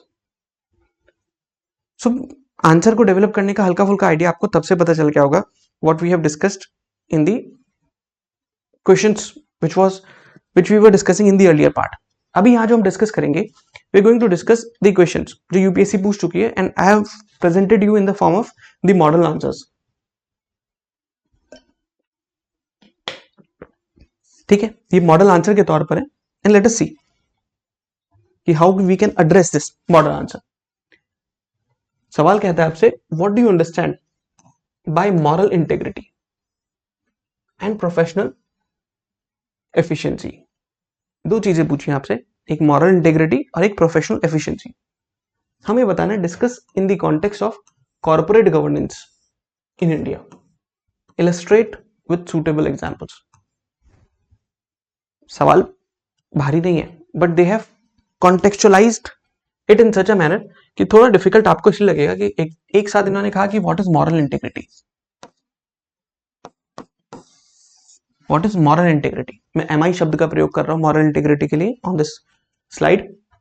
आपको इंडियन कॉन्टेक्स्ट में बताना है और खास करके कॉर्पोरेट गवर्नेंस के कॉन्टेक्स्ट में कि भाई आप मैन ऑफ इंटेग्रिटी बनोगे या फिर आप अपने सिस्टम में प्रोफेशनल एफिशिएंसी लेकर आओगे. इंटेग्रिटी वाला व्यक्ति कहता है कि जो सही है केवल वही करो, do what is right. Do what is right, केवल सही को ही करने की कोशिश करो. प्रोफेशनल एफिशिएंसी वाला व्यक्ति कहता है कि आपको जो टास्क दिया है उसे आप कम समय में कम रिसोर्सेज के साथ बिना वेस्टेज के साथ करो. So you are able to do by saving time,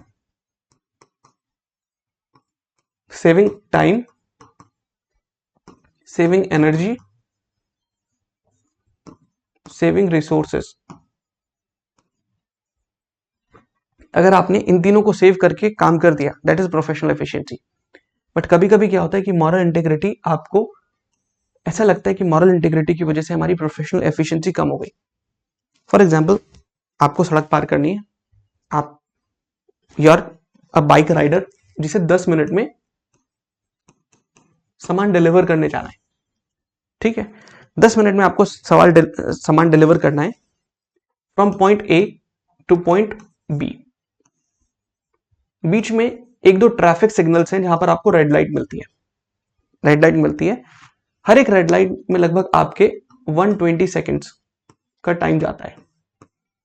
तो आपको 10 मिनट में भी पहुंचना है, बीच में ट्रैफिक सिग्नल्स भी हैं और आपके पास इतना स्पेस नहीं है कि आप इन रेड लाइट्स पे रुकें. तो जो व्यक्ति कहेगा केवल प्रोफेशनल एफिशिएंसी पे ध्यान देते हैं, वो व्यक्ति क्या करेगा, रेड लाइट को जंप करने की कोशिश करेगा कि देखेगा कोई पुलिस वाला तो नहीं है, चुपचाप let me cross the red light. और दूसरी तरफ वो व्यक्ति जिसके पास रेड लाइट, जिसके पास मॉरल कंपास है, जो सही करने की कोशिश करेगा, विल सी कि भाई जो रूल है उसी के हिसाब से चलो. वो हेलमेट पहनेगा, सही से चलेगा, सब कुछ अपने साथ कैरी करेगा, all the documents including driving license, and that person will wait for the red light to turn into green, will not over speed. तो यहां पर द क्वेश्चन इज अबाउट कि क्वेश्चन पूछा ही क्यों गया, क्योंकि sometimes in case of moral integrity and professional efficiency दोनों एक दूसरे के अगेंस्ट खड़े होते हैं. तो क्या कोई तरीका है टेक्निकली हम इन दोनों को इस्तेमाल करके दोनों से आप एक बेहतर गवर्नेंस को बना सके. This is the question which is asked in this context. तो बस इसी क्वेश्चन के ऊपर दिस इज द स्ट्रक्चर. पहले आप क्या करेंगे, you will try to define कि भाई कॉर्पोरेट गवर्नेंस का मतलब क्या है. You will also talk about that moral integrity क्या है और प्रोफेशनल एफिशिएंसी क्या है. आई बिलीव इंट्रोडक्शन में अगर आप डेफिनेशन दे देते हो तो it is a better introduction. तो try to give definition in the introduction. अगर आपको लगता है डेफिनेशन ही ज्यादा हो गई है तो आप एक या दो की डेफिनेशन दो, कोई एक रिलेवेंट फैक्ट डाल दो, बाकी तीसरे कंपोनेंट की, क्योंकि यहाँ पर 3 कंपोनेंट है, that is first keyword, the second keyword and the third keyword. और तीसरे कंपोनेंट की डेफिनेशन आप नेक्स्ट पैराग्राफ यानी कि बॉडी के फर्स्ट पैराग्राफ से स्टार्ट कर सकते हो. So we can start with the definition of the idea of corporate governance. आप ऐसे भी कर सकते थे, you could have started the definition of moral integrity and the professional efficiency. इन दोनों की डेफिनेशन आप एक एक लाइन की देते, जैसे मॉरल इंटीग्रिटी की आप छोटी डेफिनेशन बनाओ, बड़ी भी बना सकते हो, छोटी भी बना सकते हो. So what is the smaller definition? That moral integrity means ability to being consistent with what is right in terms of your thoughts, words and action. Professional efficiency means able to save the relevant time, energy and resources without leading to much wastage. आपने इन दोनों को define कर दिया in the introduction, and then you move to the body part by defining them and by bringing their introduction. In the body part, there are many ways in which you can proceed. In this sense, you can talk about कि moral integrity और corporate governance के बीच का संबंध आप बता सकते हो. आप सोच कर देखो कि कोविड के बाद आप लोगों ने, कई लोगों ने एक शब्द का नाम सुना होगा, ग्रीडफ्लेशन. कितने लोगों ने इसका नाम सुना है? ग्रीडफ्लेशन मतलब सडनली क्या हुआ, जैसे कोविड क्राइसिस रिजॉल्व होता है 2020 के बाद 2021 आने पर, suddenly you see people have found that there is rising inflation. कुछ इन्फ्लेशन इसलिए है क्योंकि इन्फ्लेशन वाकई में थी, कुछ इन्फ्लेशन इसलिए आ गई because the companies which are selling the product they started charging the unprecedented levels of profits. अपने प्रॉफिट के लिए, अपने ग्रीड के लिए उन्होंने चीजों को महंगा बेचना शुरू कर दिया. This phenomena known as greed plus flation मतलब इन्फ्लेशन. ग्रीड इन्फ्लेशन की प्राइस का ज्यादा बढ़ जाना, क्यों? क्योंकि आप अपने लालच की भरपाई करना चाहते हो, which is not a practice of a good corporate governance. Corporate governance मतलब सही तरीके से कंपनियां चले, जिसमें कंपनी के मालिक का हित, जिसमें कंपनी के शेयर होल्डर्स का हित, जिसमें कंपनी के इन्वेस्टर्स का हित, जिसमें कंपनी के एम्प्लॉयज का हित, जिसमें कंपनी के कस्टमर्स का हित, and in sum total company जिस देश में है उस देश का भी हित हो. सो वहां पर moral integrity is one of the relevant areas to be discussed. There are many companies who are practicing moral integrity. जब आप उठाकर देखते हो तो you realize इंडिया में एक ग्रुप है जो स्टैंड आउट करता है, दैट ये ग्रुप है मतलब काम सही हुआ होगा. जैसे आप उठाकर देखो, फॉर एग्जाम्पल आपको याद आएगा that there is a group, Tata group. आप कहोगे बड़ा अच्छा ग्रुप है, it is next to government. मतलब अगर भरोसा करते हैं तो जितना सरकार पे भरोसा करते हैं, अगर उसके बाद कोई प्राइवेट सेक्टर जिस पे भरोसा किया जाता है वो आपका टाटा ग्रुप है, इस पर भरोसा करते हैं लोग. Then there are several groups जिनका नाम थोड़ा सा कंपैरेटिवली कहीं ना कहीं ऊपर नीचे होता रहता है. And there are several cases that we have heard of. For example किसी का लोन को डिफॉल्ट करके भाग जाना, तो आपको यहाँ पर विजय माल्या दिखाई देंगे या फिर नीरव मोदी दिखाई देंगे. देयर आर मेनी केसेस जहां पर आपको मॉरल इंटीग्रिटी कॉम्प्रोमाइज होती दिखती है. तो in the area of moral integrity it is essential for economic growth, for people's trust. और मॉरल इंटीग्रिटी इसलिए भी इंपॉर्टेंट है क्योंकि गांधी जी ने एक कॉन्सेप्ट दिया था, द कॉन्सेप्ट ऑफ ट्रस्टीशिप, कि आप कंपनी के मालिक इसलिए नहीं हो कि आप कंपनी के वाकई में मालिक हो, आप कंपनी के मालिक मैनेजमेंट राइट के साथ इसलिए हो क्योंकि जनता का ट्रस्ट आप में है. तो आपको कंपनी को खुद का ना समझ के जनता का ट्रस्ट मानकर चलना चाहिए और उस ट्रस्ट को अपहोल्ड करना चाहिए. So for that case it becomes all the more important. Gandhi ji says that the commerce without morality is a sin. उन्होंने कई सारे सिन बताए कि क्या पाप है, किससे बचो. One of them is commerce without morality. That is what we can link here. अगर आपको जैसे ऐसे फ्रेजेस हैं which are related to Indic idea or Indic analysis of the issues in paper 4, तो आप उसको इंट्रोडक्शन में भी रख सकते हो, आप उसे कंक्लूजन में भी रख सकते हो. अगर बॉडी पार्ट में रखते हो तो इट इज नेसेसरी कि आप हाईलाइट करके उसे चमका दो, दिखा दो. So there are many things which you can add in case of moral integrity. जैसे आपने एथिकल कंडक्ट, ट्रांसपेरेंसी, ऑब्जेक्टिविटी, ये सारी बातें लिखी, plus the principle of legality, ऐसी बातें आपने मेंशन करी in case of moral integrity. And you have got many examples. जैसे आईसीआईसीआई के सीईओ का, चंदा कोचर का एक scam. Then there was the news related to Adani enterprises. यहाँ पर एक फॉरेन फर्म है which is a short seller. मतलब वो मौका परस्त है कि आपके देश में जैसे शेयर्स के प्राइस होंगे उन्हें गिराकर ऐसी न्यूज देंगे ताकि शेयर के प्राइस गिरे, अब खरीद लेंगे, जब महंगे हो जाएंगे तो बेच देंगे. तो Hindenburg report is that exercise. तो we don't know what happened in case of Adani company, but we know that Hindenburg is a short seller. ये शॉर्ट यानी कि शेयर के दाम गिराकर खरीदना और उन्हें बड़े दाम पर बेचने वाला काम करते हैं. तो this is not a good practice to be. Plus covid के बाद में हमने देखा मास ले ऑफ्स कर दिए कंपनी ने, और वो भी कैसे करे, विदाउट एनी रिग्रेट. बस ठीक है, आप आए, आपने बोला कि कल से आपको काम पर आने की जरूरत नहीं है. किसी ने, if you raise any question if you ask any supplementary question they would say नहीं आपकी कोई जरूरत ही नहीं कंपनी में and you are out of the company. ऐसा भी किया गया.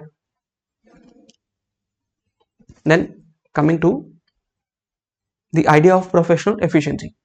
तो मॉरल इंटीग्रिटी के बारे में आप कुछ लिखेंगे, एक हेडिंग आपकी हो जाएगी professional efficiency, what it is, how it is important, then you will talk about it not only from the ethical perspective but also from the other perspective कि बिना प्रोफेशनल एफिशिएंसी के कुछ चीज आगे नहीं बढ़ेगी. एंड वी वांट कि country की इकोनॉमिक ग्रोथ ये बढ़े, प्लस जो भी व्यक्ति प्रोफेशनली एफिशिएंट होता है उसकी खुद की पर्सनल ग्रोथ भी बढ़ती है.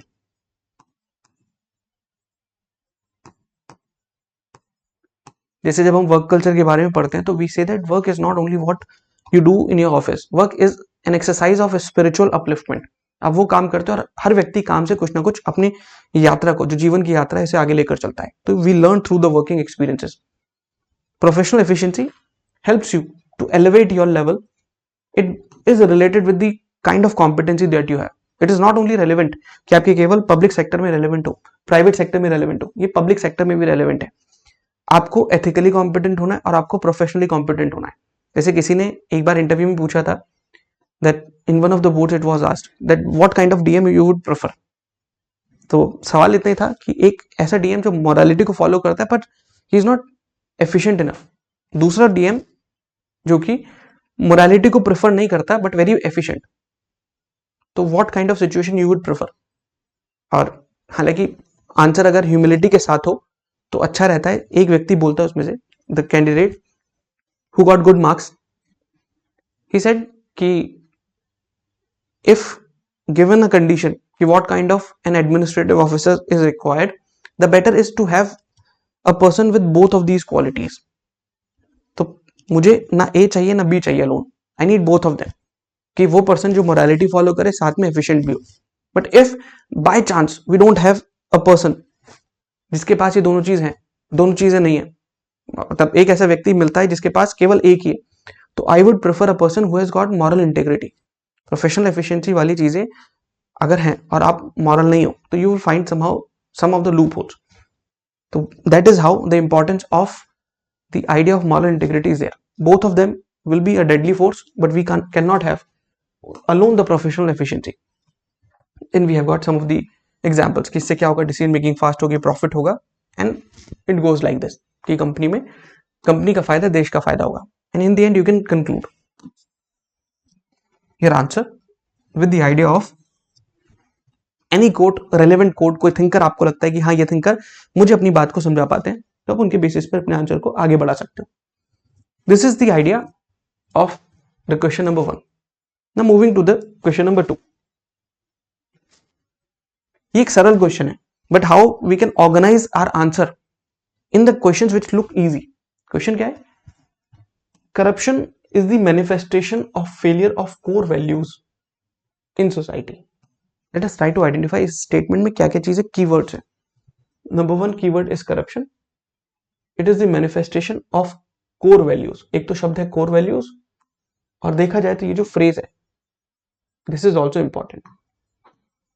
तो corruption and core values society की, ये दो की टर्म्स हैं, इनको कनेक्ट करने वाला एक फ्रेज है that is failure of the core values. तो what is corruption? Corruption is the manifestation of failure of core value. तो in a way they have given a tweet, घूमी हुई डेफिनेशन दे दी करप्शन की. अब आपसे पूछ रहे हैं, in your opinion what measures can be adopted to uplift the core values in the society. क्या क्या ऐसे मेजर है कि सोसाइटी की कोर वैल्यूज को अपलिफ्ट करेंगे. इनका मानना यह है, इस सवाल का मानना यह है कि अगर हम कोर वैल्यूज को अपलिफ्ट कर देंगे बाय डिफॉल्ट जो करप्शन है विल रिड्यूस. क्यों? क्योंकि हमें ये जो पहली डेफिनेशन दी है, ये जो स्टेटमेंट में दी है, ये यही बात बता रहा है कि करप्शन है क्या? Failure of core values. की absence of core values would result in corruption. तो इस क्वेश्चन के स्ट्रक्चर कैसे कर सकते हैं? One of the formats of doing the structure of this question, we can start with the idea of corruption. कि corruption है क्या?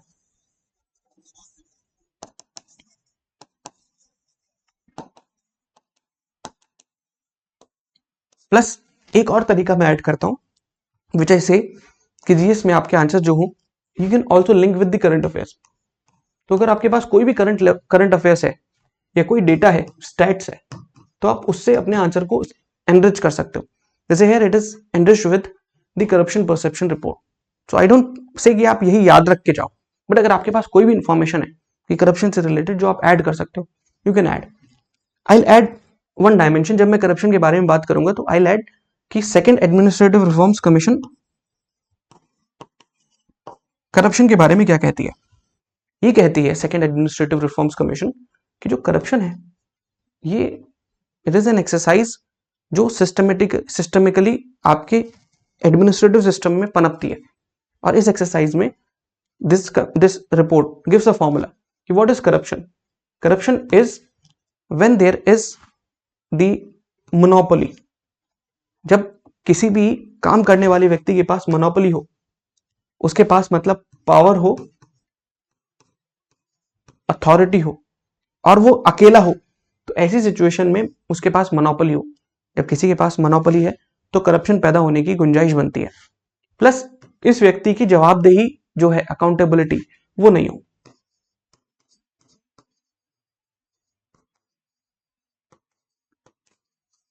तो अगर व्यक्ति के पास जो भी काम कर रहा है वो अकेला ही काम करने वाला है, उसके पास शक्ति भी है और उसके पास काम करने की अथॉरिटी भी है, और अथॉरिटी मतलब कि वो खुद ही काम कर रहा है, मोनोपोली है, डिस्क्रिशन है, पर उससे कोई जवाबदेही नहीं कर सकता, अकाउंटेबिलिटी कोई नहीं ले सकता उसकी, then it is corruption.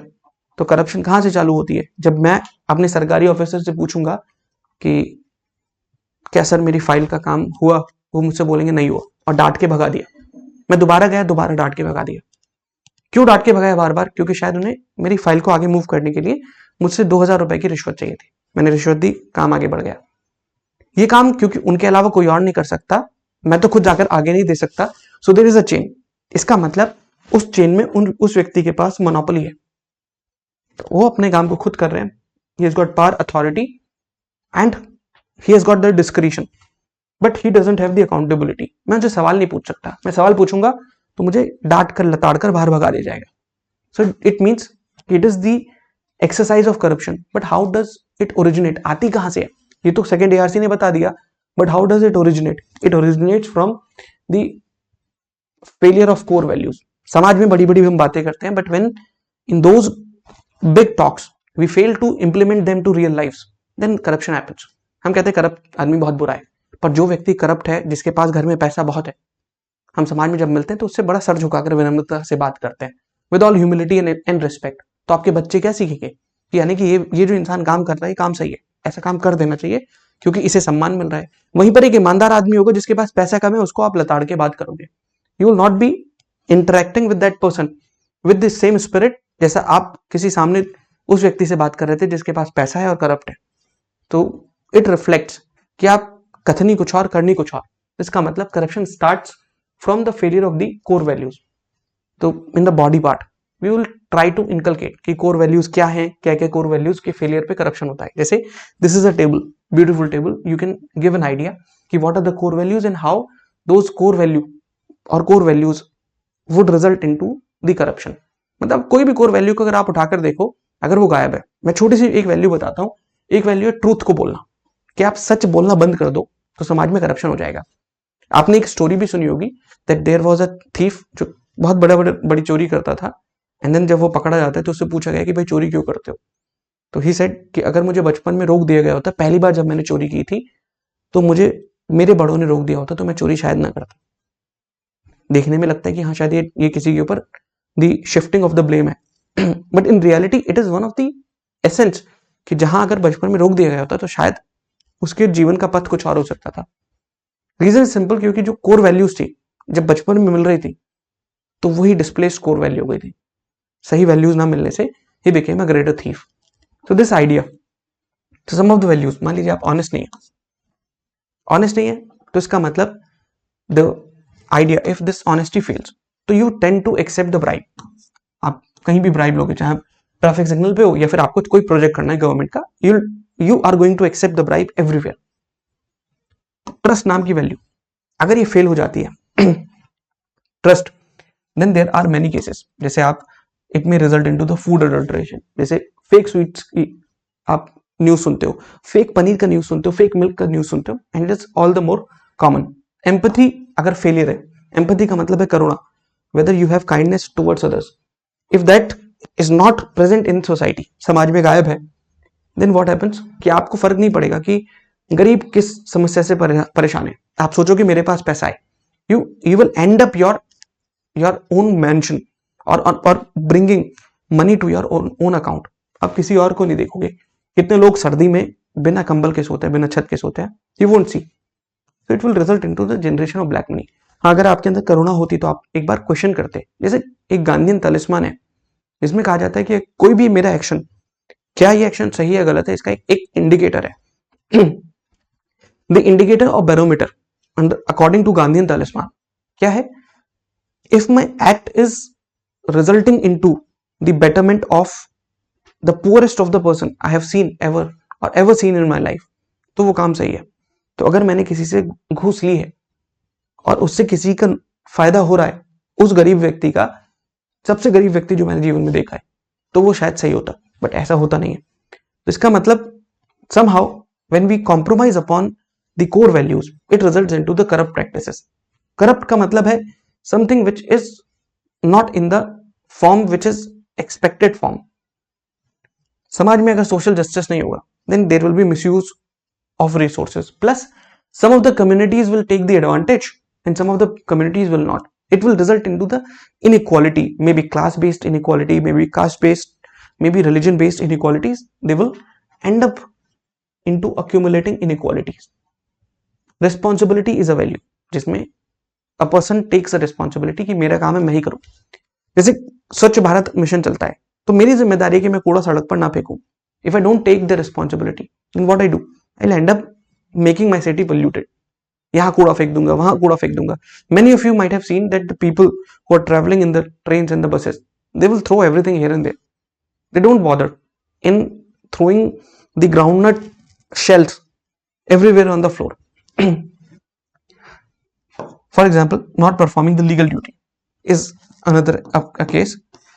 Another example that we can see, the selling votes during the elections against a petty gift, that you give some freebies, it results into the choosing of not so good member in your constituency.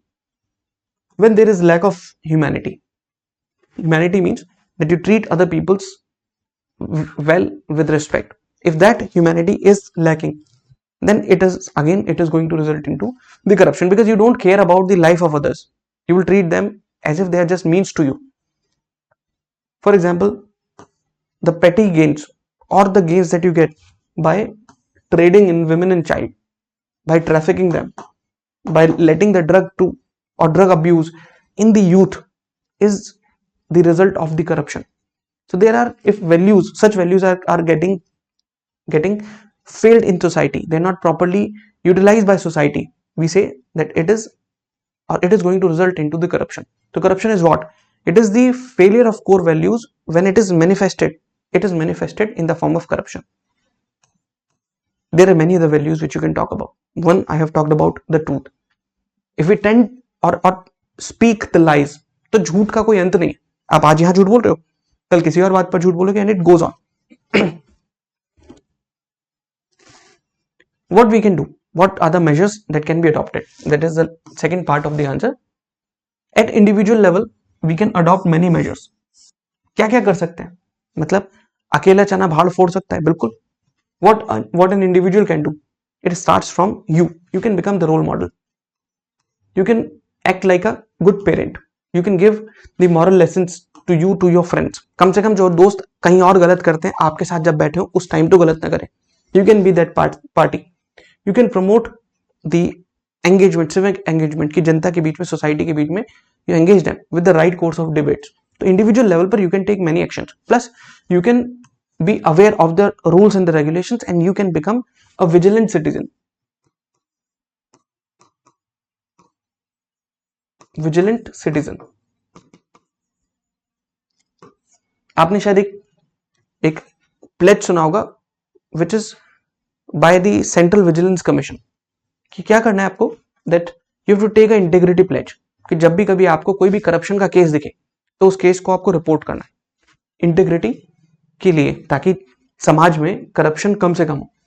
Individual level पर we can do. So we can take the moral path against the corruption, we can follow the values जो आपने सीखी थी बचपन में, उन्हीं values को promote करो, उन्हीं वैल्यूज को बच्चों को दो, अपनी सोसाइटी को दो, अपने दोस्तों को दो. That is what you can do. There are steps at governmental level, there are many. जैसे गवर्नमेंट क्या कर सकती है, government can create a balance, जो कॉन्स्टिट्यूशनल प्रिंसिपल्स है उनका इस्तेमाल करें.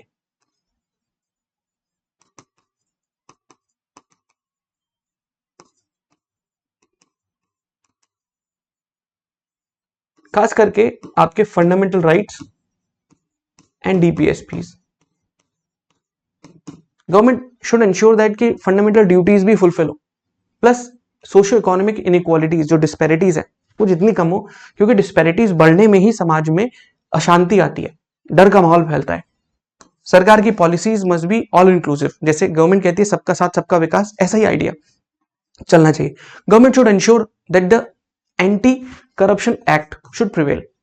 There must be protection of the whistle blowers, कि अगर कोई विसल ब्लोअर है, मान लीजिए किसी ने करप्शन को उजागर करा है, तो क्या वो डरे, क्या वो चुपचाप बैठे? नहीं, उसके लिए भी there must be benefits to the person. अगर सही न्यूज दी है and that is resulting into the reduction of the corruption, then that person must be protected. इसी तरीके से ई गवर्नेंस की अगर हम बात करते हैं, e governance has resulted into the reduction of corruption. खास करके टेंडरिंग के सिस्टम में पहले क्या होता था, आप अपने किसी सदस्य को टेंडर दिलवा देते थे. Now tendering is happening on the e governance basis. तो टेक्नोलॉजी के इस्तेमाल से ऑब्जेक्टिविटी बढ़ती है. Objectivity is a kind of antidote. जैसे ट्रांसपेरेंसी, रिस्पॉन्सिबिलिटी, इसी तरीके से ऑब्जेक्टिविटी क्या है, एक एंटीडोट है करप्शन के लिए. करप्शन जहर, तो उस जहर को काटने के लिए एंटीडोट क्या है, one of the antidotes is objectivity. तो गवर्नमेंट ये कर सकती है. मीडिया क्या कर सकती है, मीडिया के पास जो उनका स्फीयर है उसमें बहुत काम कर सकते हैं. जैसे अनअर्थिंग द करप्ट प्रोजेक्ट, जो छुपे हुए हैं, दिख नहीं रहे, उनको दिखाओ, उजागर करो. Sting operation can also be run, that is one of the areas. Plus popularise the good acts. भाई आप बुरी चीजों को दिखाते हो, people find everything is bad, but why don't you popularise the good acts. तो जो जिसने अच्छा काम करा उसको इतना ज्यादा दिखाओ कि लोगों को लगे उस महिमा मंडन में कि हमें भी ऐसे ही करना है. You can do that. Plus you can run the campaigns, बता सके कि क्या क्या चीजें करप्ट प्रैक्टिसेस के अगेंस्ट है. जैसे आपने देखा होगा एक जागो ग्राहक जागो,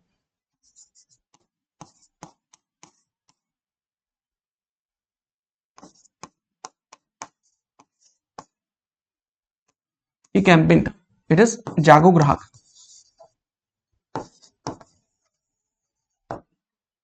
ये कैंपेन क्या है कि भाई जो भी कोई करप्ट प्रैक्टिसेस हैं, खास करके जो इंडिविजुअल कस्टमर क्या है, एक अनऑर्गेनाइज पार्ट है, इंडिविजुअल है, बट वहीं पर बेचने वाले सामान, sellers and suppliers, they are very organised. तो उनके अगेंस्ट अगर आपको उनकी करप्ट प्रैक्टिसेस को कट डाउन करना है, then you have to awaken the customers. उन्हें बताओ कि आपके यहाँ पर इस फ्रॉड से बचने का तरीका है. There are several other campaigns. जैसे एसोसिएशन ऑफ डेमोक्रेटिक रिफॉर्म्स के कैंपेन है, जिसमें वो कहते हैं कि भाई जो भी कैंडिडेट इलेक्शन में खड़ा हो रहा है वो अपनी डिस्क्लोजर दे, अपने एसेट्स के बारे में बताए कि क्या है. You must have an idea कि आप किसको वोट करके किसको चुन रहे हो. देयर आर मेजर्स जो society as a whole pick कर सकती है. जैसे सबसे पहले तो ये सोसाइटी लीडर किसे मान रही है. गलत को लीडर मानोगे then it will be a doomsday. अगर सही को लीडर मानोगे then it will grow. We have to be very careful when we select our ideals. Ideals को चुनना एक नेसेसरी कंपोनेंट है कि आप किसको चुनते हो. आप राम को चुनते हो कि रावण को चुनते हो. दोनों में बहुत सारी अच्छी चीजें हैं, पर आप किसको चुन रहे हो. Who is your ideal, that is what the role of institutions existing in society. कि कल्चरल और रिलीजियस इंस्टीट्यूशन क्या सिखा रहे हैं, क्या कहीं एनिमोसिटी या फिर अगेंस्ट द पीस काम तो नहीं चल रहा. बिकॉज समहाउ अगर if it is a part of groupism, कि अस एंड दे वाला कॉन्सेप्ट हो जाएगा कि हमारे अपने अपने हैं, बाकी लोग पर आए हैं, then it will enter in the form of corruption. कि आप अपनों के लिए, अपने काम के लिए आप पैसा दोगे ताकि दूसरे का बुरा हो सके, इसलिए आप पैसा दोगे. तो this division in society would result into corruption. तो ऐसी चीजें कि what kind of leadership that we can have, what is the role of institution in society, they are of the paramount importance. अगर ये सही हो गए तो करप्शन धीमे धीमे गायब होने लगेगा. तो दैट इज द केस. फिर further we can have the conclusion. Basic simple conclusion होना चाहिए ऐसे सवाल का कि आप बताओगे कि इतनी सारी चीजें हमने पढ़ी समझी हैं. Based upon that, we can curtail the aspect of corruption, and which is necessary, because without ending the corruption, we cannot ensure probity in governance. तो अगर आपको प्रोबिटी लेकर आनी है तो करप्शन को खत्म करना पड़ेगा. जब भी करप्शन आए, इट इज माई अर्नेस्ट और it is my what I can say, it is the tool that you can use. दो चीजों को जरूर लिंक करना, integrity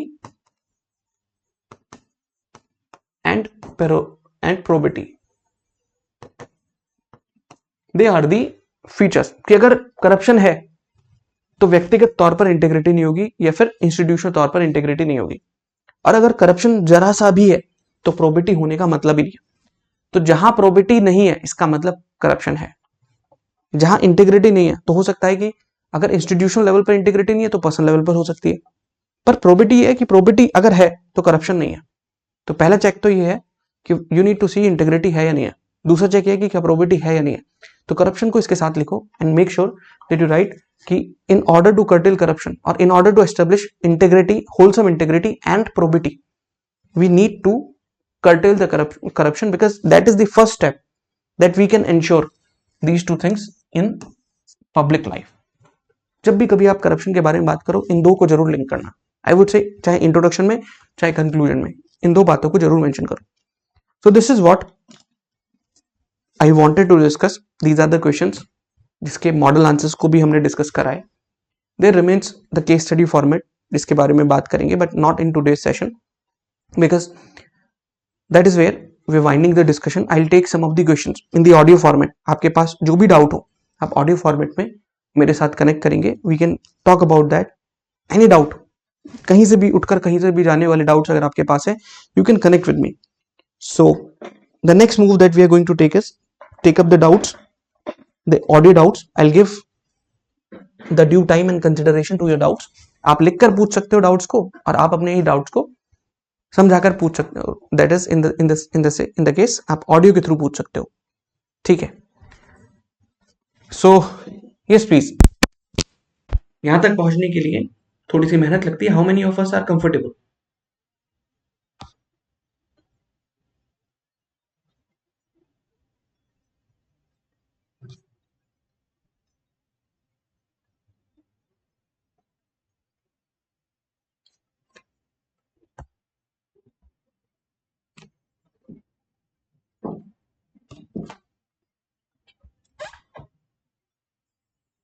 All right. So next 5 minutes I have kept for the audio doubts and the chat doubts. अगर आपको audio के अलावा chat में भी यानी कि आपको मैसेजेस थ्रू भी डाउट्स हैं you can let me know. Yash, आपका सवाल है राम राज्य. सवाल क्लियर नहीं है. आप ये पूछना चाहते हो राम राज्य है क्या?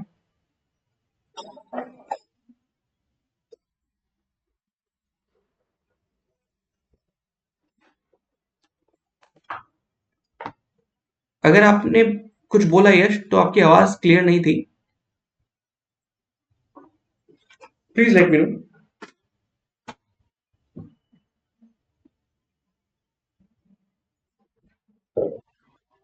Good evening Yash. Good evening and welcome to the class.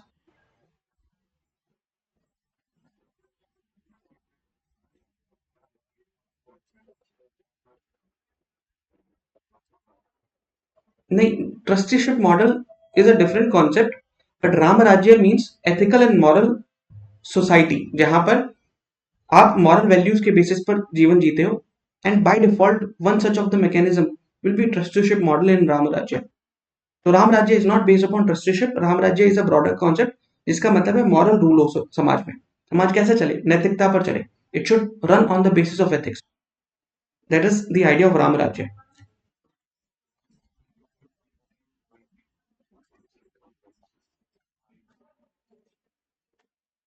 Yes. हाँ, अगर आप ये पूछो इंडिक कॉन्सेप्ट क्या ये इंडिक कॉन्सेप्ट है? हाँ. Idea of inculcation of Ram Rajya is Indic concept plus using variety of Indian thinkers is also part and parcel of the Indic ideas. क्योंकि I have seen the question जो students Indic concept को नहीं लिखते उनके average marks उनके उनके potential से कम आते. राइट. एनी क्वेश्चन यश?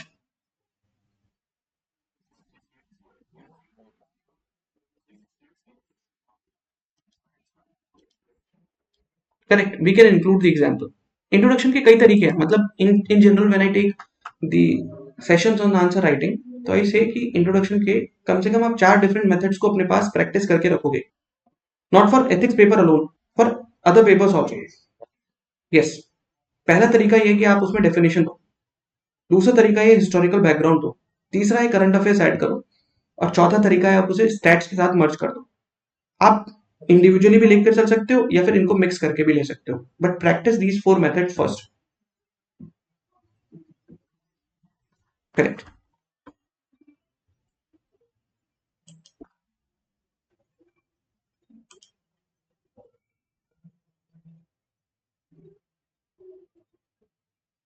शोभा रानी, आपका सवाल है difference between integrity and probity with examples. देखो, इंटेग्रिटी का मतलब है Shobha, the idea of integrity is that you are consistent from within and outside. Integrity can be divided into different parts, जैसे आपने कह दिया moral integrity, professional integrity, personal integrity, intellectual integrity, the integrity of author, ऐसे आपने बोल दिया। तो मतलब जिस एरिया में आप देख रहे हो वो इंटेग्रिटी, उस एरिया में इंटेग्रिटी है या नहीं है। मैंने बोला इंस्टीट्यूशनल इंटेग्रिटी या ऑर्गेनाइजेशनल इंटेग्रिटी, तो इंटेग्रिटी जहां पर अप्लाई कर रहे हो उसके साथ एडजेक्टिवली ऐड हो जाती है। इसका मतलब है कि वो ऑर्गेनाइजेशन या वो व्यक्ति और that individual is truthful with you, वो जैसा सोचता है करता है, जैसा सोचता है जैसा मानता है वैसे ही करता है।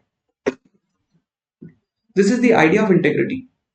Integrity means you are consistent in what thoughts words and action, इन तीनों में आप कंसिस्टेंट हो, भरोसे के लायक हो, तो it reduces the conflict. But when it comes to probity, probity का मतलब है, थोड़ा सा ब्रॉडर टॉपिक है प्रोबिटी।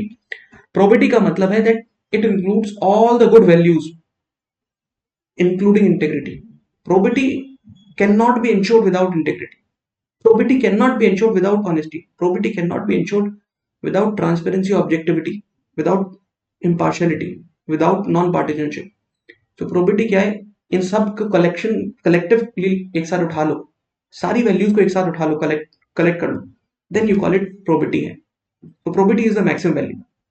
इंटेग्रिटी मतलब कि एक साथ सोचना, जैसा सोचा वैसा वैसा बोला और वैसा किया, दैट इज इंटेग्रिटी। मतलब अगर आप सोचो कि आप एक ऑफिसर हो, सरकारी officer, but you do not maintain transparency, पर अपने हिस्से से आप ईमानदार होकर काम करते हो, then you can be man of integrity, कि आप ना करप्शन करते हो ना पैसा लेते हो, but you are not man of probity because you are not transparent enough. तो in order to be a man of probity, और if you follow the probity, then you have to be transparent, you have to be objective, you have to be man of integrity. I hope you get the difference between both of them.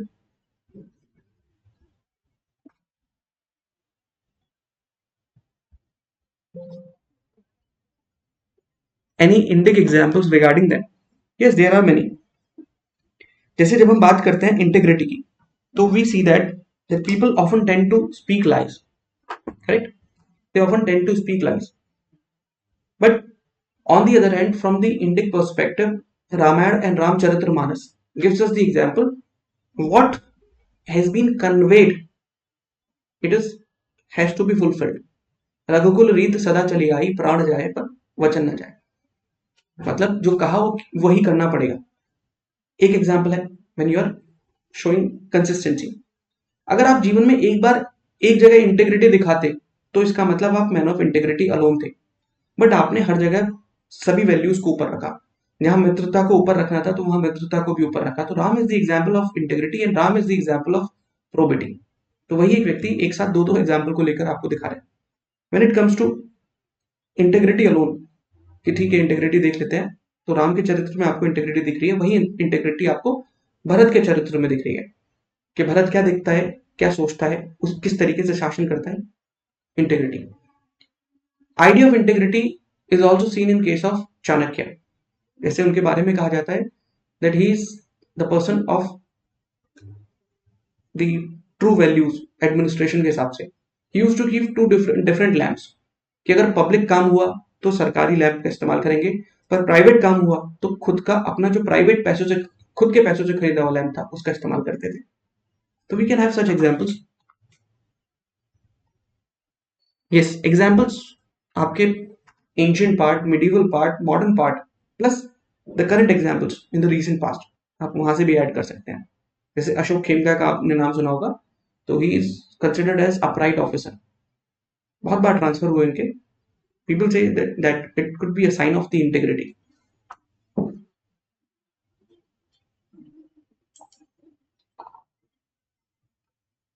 Okay, so I think Shobha आपका answer मिला होगा. Any other person who wants to ask anything?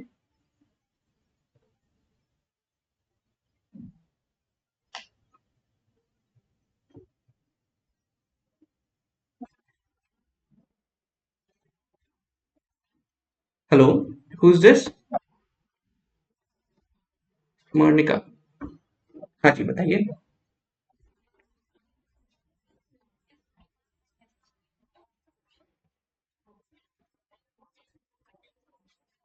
Not in every question, but if you are using some of the diagrams, I'll, because which is the part and parcel of the courses. When the diagram is there, it is not something which is very complicated one. But if you can inculcate in like 60-70% of the questions, or maybe those which are not from the case studies, the questions from section A, then it is giving more of the information to the examiner whether you have the clarity of the concept or not. For example, if I were to ask that what is the relationship between ethics, values, and morality, and end up writing too many of the paragraphs, but it might be clear or might not be clear to me. But when I draw the diagram, then it gives an idea to the examiner that okay, this person at least have an idea how the relationship do exist between ethics, morality, and values. So that is where some of the diagrams are important. Not in all the questions, 60-70%, more than enough. Correct?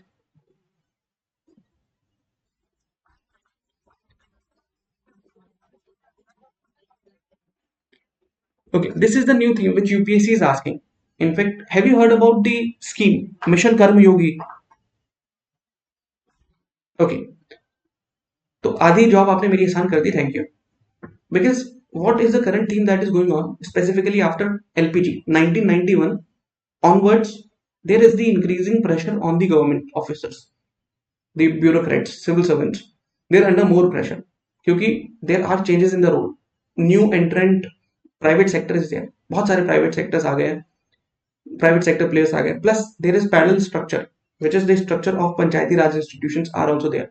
Previously they had their power unchecked, nobody was able to question. Abhi क्या है, there are questions to their tasks, deeds and actions.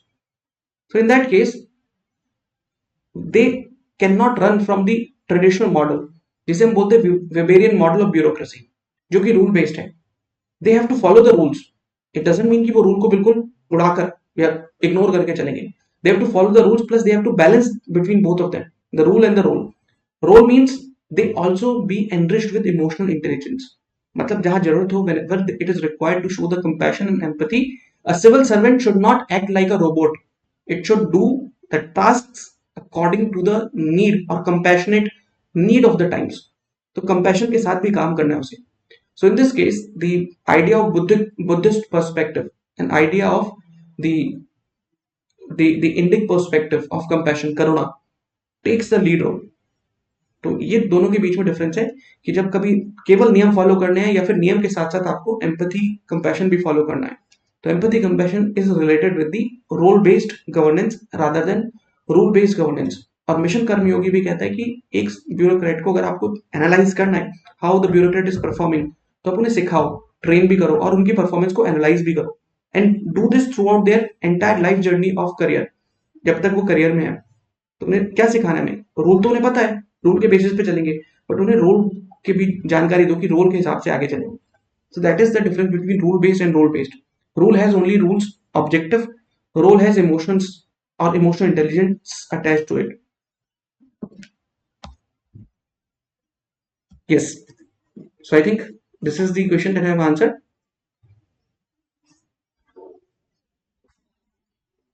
Very good. So any other question from anyone? Feel free and comfortable enough to ask the question.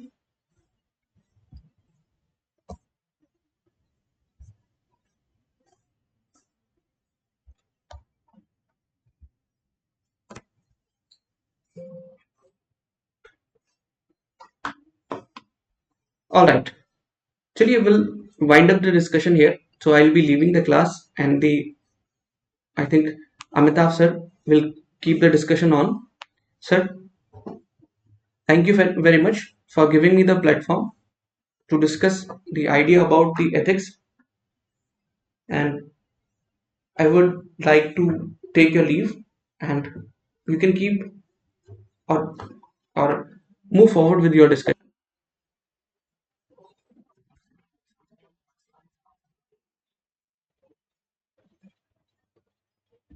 Regarding Shabrimala case, Shobha, it is a very interesting case, Shabrimala, the temple entry. There are many perspectives. Some people say कि temple में entry हो जानी चाहिए. Some people say temple में entry नहीं होनी चाहिए. What is right? तो इसमें देर आर मल्टीपल इश्यूज. आप देखोगे कि इस जजमेंट में भी the 5 bench judgement, even though it said कि टेम्पल में एंट्री हो जानी चाहिए, बट द ओनली फीमेल जज justice Indu Malhotra, she said कि जो टेम्पल में एंट्री है वो वुमेन को नहीं मिलनी चाहिए, because it is not the only area जहां पर वुमेन आर डिप्राइव्ड. मतलब the temple and the deity has a different nature. क्या नेचर है टेम्पल एंड डाइटी की? नैष्ठिक ब्रह्मचार्य फॉलो करते हैं. तो जो मानते हैं उसे, उन लोगों का मानना है, द एंटायर कम्युनिटी जिनका वो टेम्पल है, वो मानते हैं कि वहां पर फीमेल का in certain age period female entry is not allowed. ये वो कम्युनिटी मानती है. And the arguments are there that the people from outside they want that the women should have the entry in that temple. So it is rather an area to introspect into कि बात ये सही है गलत है. तो there are two different view points. One is from the constitutional morality's point of view, जो कहता है हर कोई बराबर है. Another is from the point of view of the religious freedoms. So if we look at the religious ideas and the cultural values that you can sustain, तो उसके हिसाब से the community has all the rights to say. Plus the judge, the only female judge in the panel, said कि नहीं temple में entry होना it is not necessary. So this question is rather, I would say, a question which needs us to relook कि क्या वो actual में temple entry movement is it related to liberation of female members और it is the right of the community. तो balance between both is necessary. Judgement भी अच्छा है and still the issue still lingers on. तो आगे देखते हैं ऐसे इश्यूज में और क्या होता है. This can B case study, most likely नहीं, मतलब चांसेस कम है.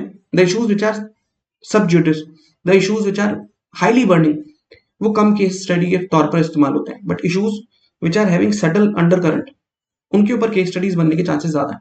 It doesn't mean that I am completely ruling out.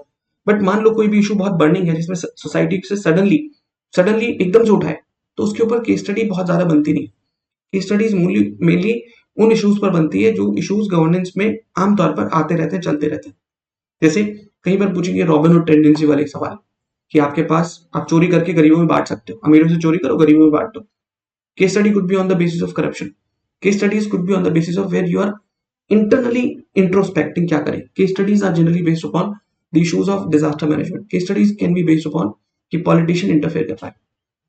Case studies ऐसे केस में, सबरीमला जैसे एंट्री वाला केस है, घुमाकर पूछ लेंगे क्या फीमेल के पास ये अधिकार है, नहीं है. बट डायरेक्टली इसके ऊपर केस स्टडी बनना मुश्किल है. चलिए, having said so, I would wind up the discussion here.